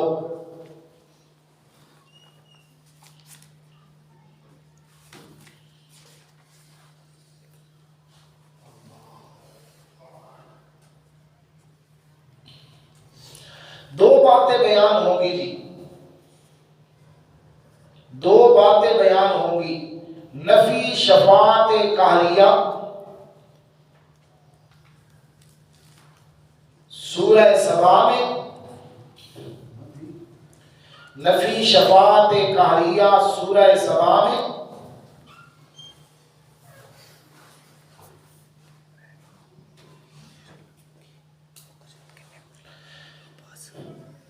اور سورہ فاطر میں اس کا نتیجہ بیان ہوگا۔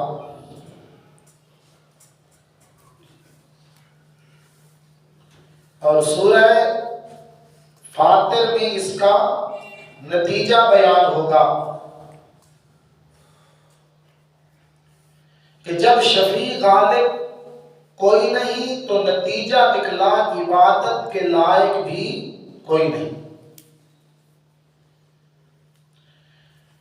جب شفیع غالب کوئی نہیں تو عبادت صرف اسی کی کرنی ہے اور کسی کی نہیں کرنی۔ جب شفیع غالب کوئی نہیں تو نتیجہ نکلا عبادت صرف اسی کی کرنی ہے اور کسی کی نہیں کرنی۔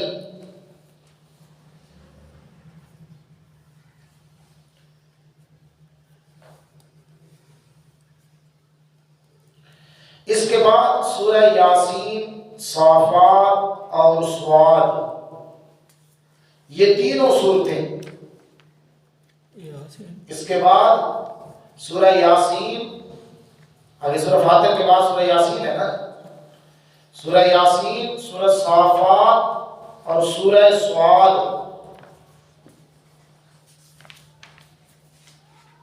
یہ تینوں صورتیں، یاسین اور صافات اور صاد، یہ تینوں صورتیں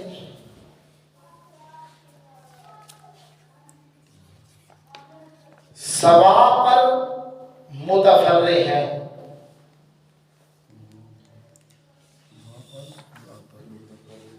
سبا پر متفرع ہیں۔ متفرع یہ مطلب یہی ہے کہ سورہ سبا والا مضمون ان میں ترقی کر کے بیان کیا جائے گا۔ سورہ سبا والا مضمون ان تینوں صورتوں میں ترقی کر کے ایک سے بڑھ کر ایک میں۔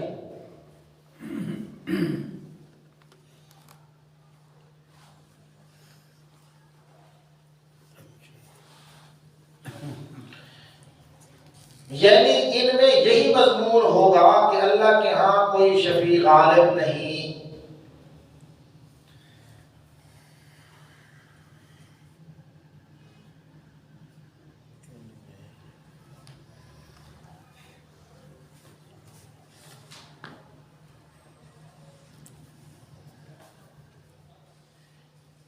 ان کے آگے سورت ہے سورہ زمر۔ ان تین سورتوں کے آگے پھر کیا ہے؟ سورہ زمر۔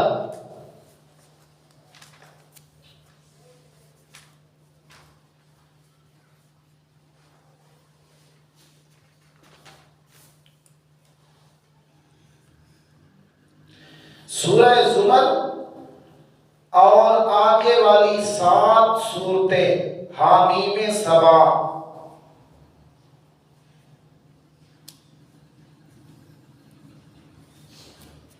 سورہ زمر اور آگے 7 صورتیں کون سی ہیں جن کا ابتدا کس سے ہوتی ہے؟ حامیم سے، ان کو کہتے ہیں حامیم سبا، 7 حامیموں والی صورتیں جن کی ابتدا میں حامیم کا لفظ آتا ہے۔ سورہ فاطر پر متفرع ہیں۔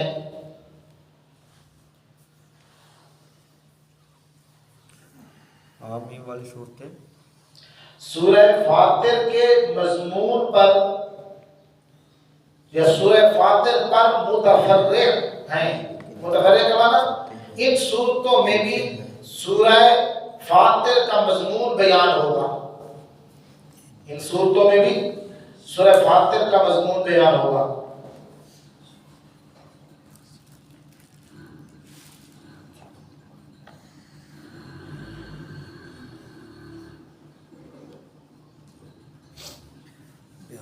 کون سا لفظ فاطر کا مضمون کا نتیجے کے طور پہ کہ عبادت کے لائق بھی صرف اللہ۔ جب پہلے ثابت ہو گیا تو اب عبادت کے لائق بھی اللہ ہے، تو وہاں اس کو بیان کیا جائے گا۔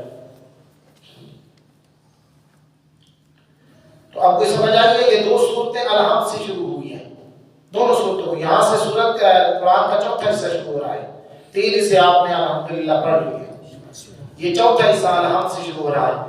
اب سوال ہوتا ہے کہ اگلی صورت بھی تو الحمد سے شروع ہو رہی ہے، تو جواب کیا ہے؟ اگلی صورت فاطر جو ہے نا وہ اسی سورہ سبا کے اوپر کا نتیجہ ہے. سبب بیان کیا کہ اللہ کے ہاں کوئی شفیع غالب نہیں ہے. آگے سورہ فاتر میں اس کا نتیجہ بیان کیا جب شفیع غالب کوئی نہیں تو عبادت کے لائق بھی اس کے سوا کوئی نہیں ہے.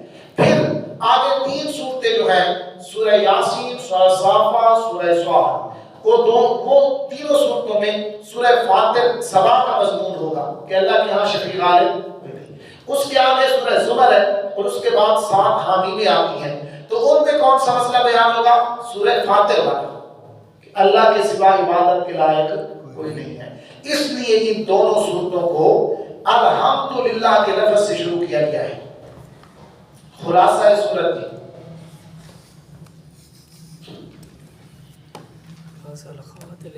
نفی شفاعت قہریہ،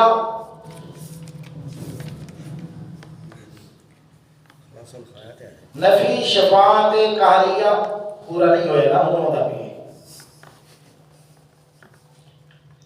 نفی شفاعت قہریہ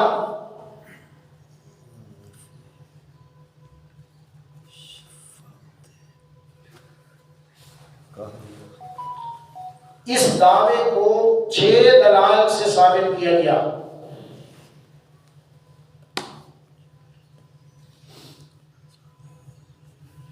دلائل سے ثابت کیا گیا. ایک دلیل نقلی،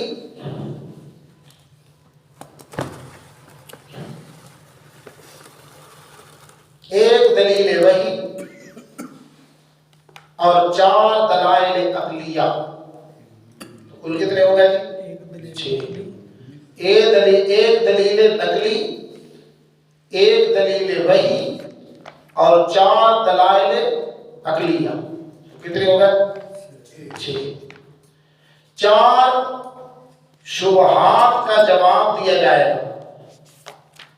4 اعتراضات، سوالات، ان کا جواب ہوگا. 8 طریقۂ تبلیغ بیان ہوں گے.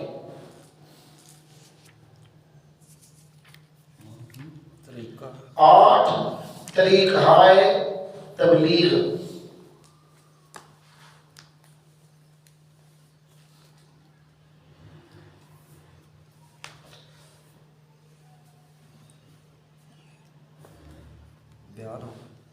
ہاں جی 8 طریقۂ تبلیغ بیان ہوں گے. بس سبحان ربک رب العزت عما یصفون وسلام علی المرسلین والحمد للہ رب العالمین.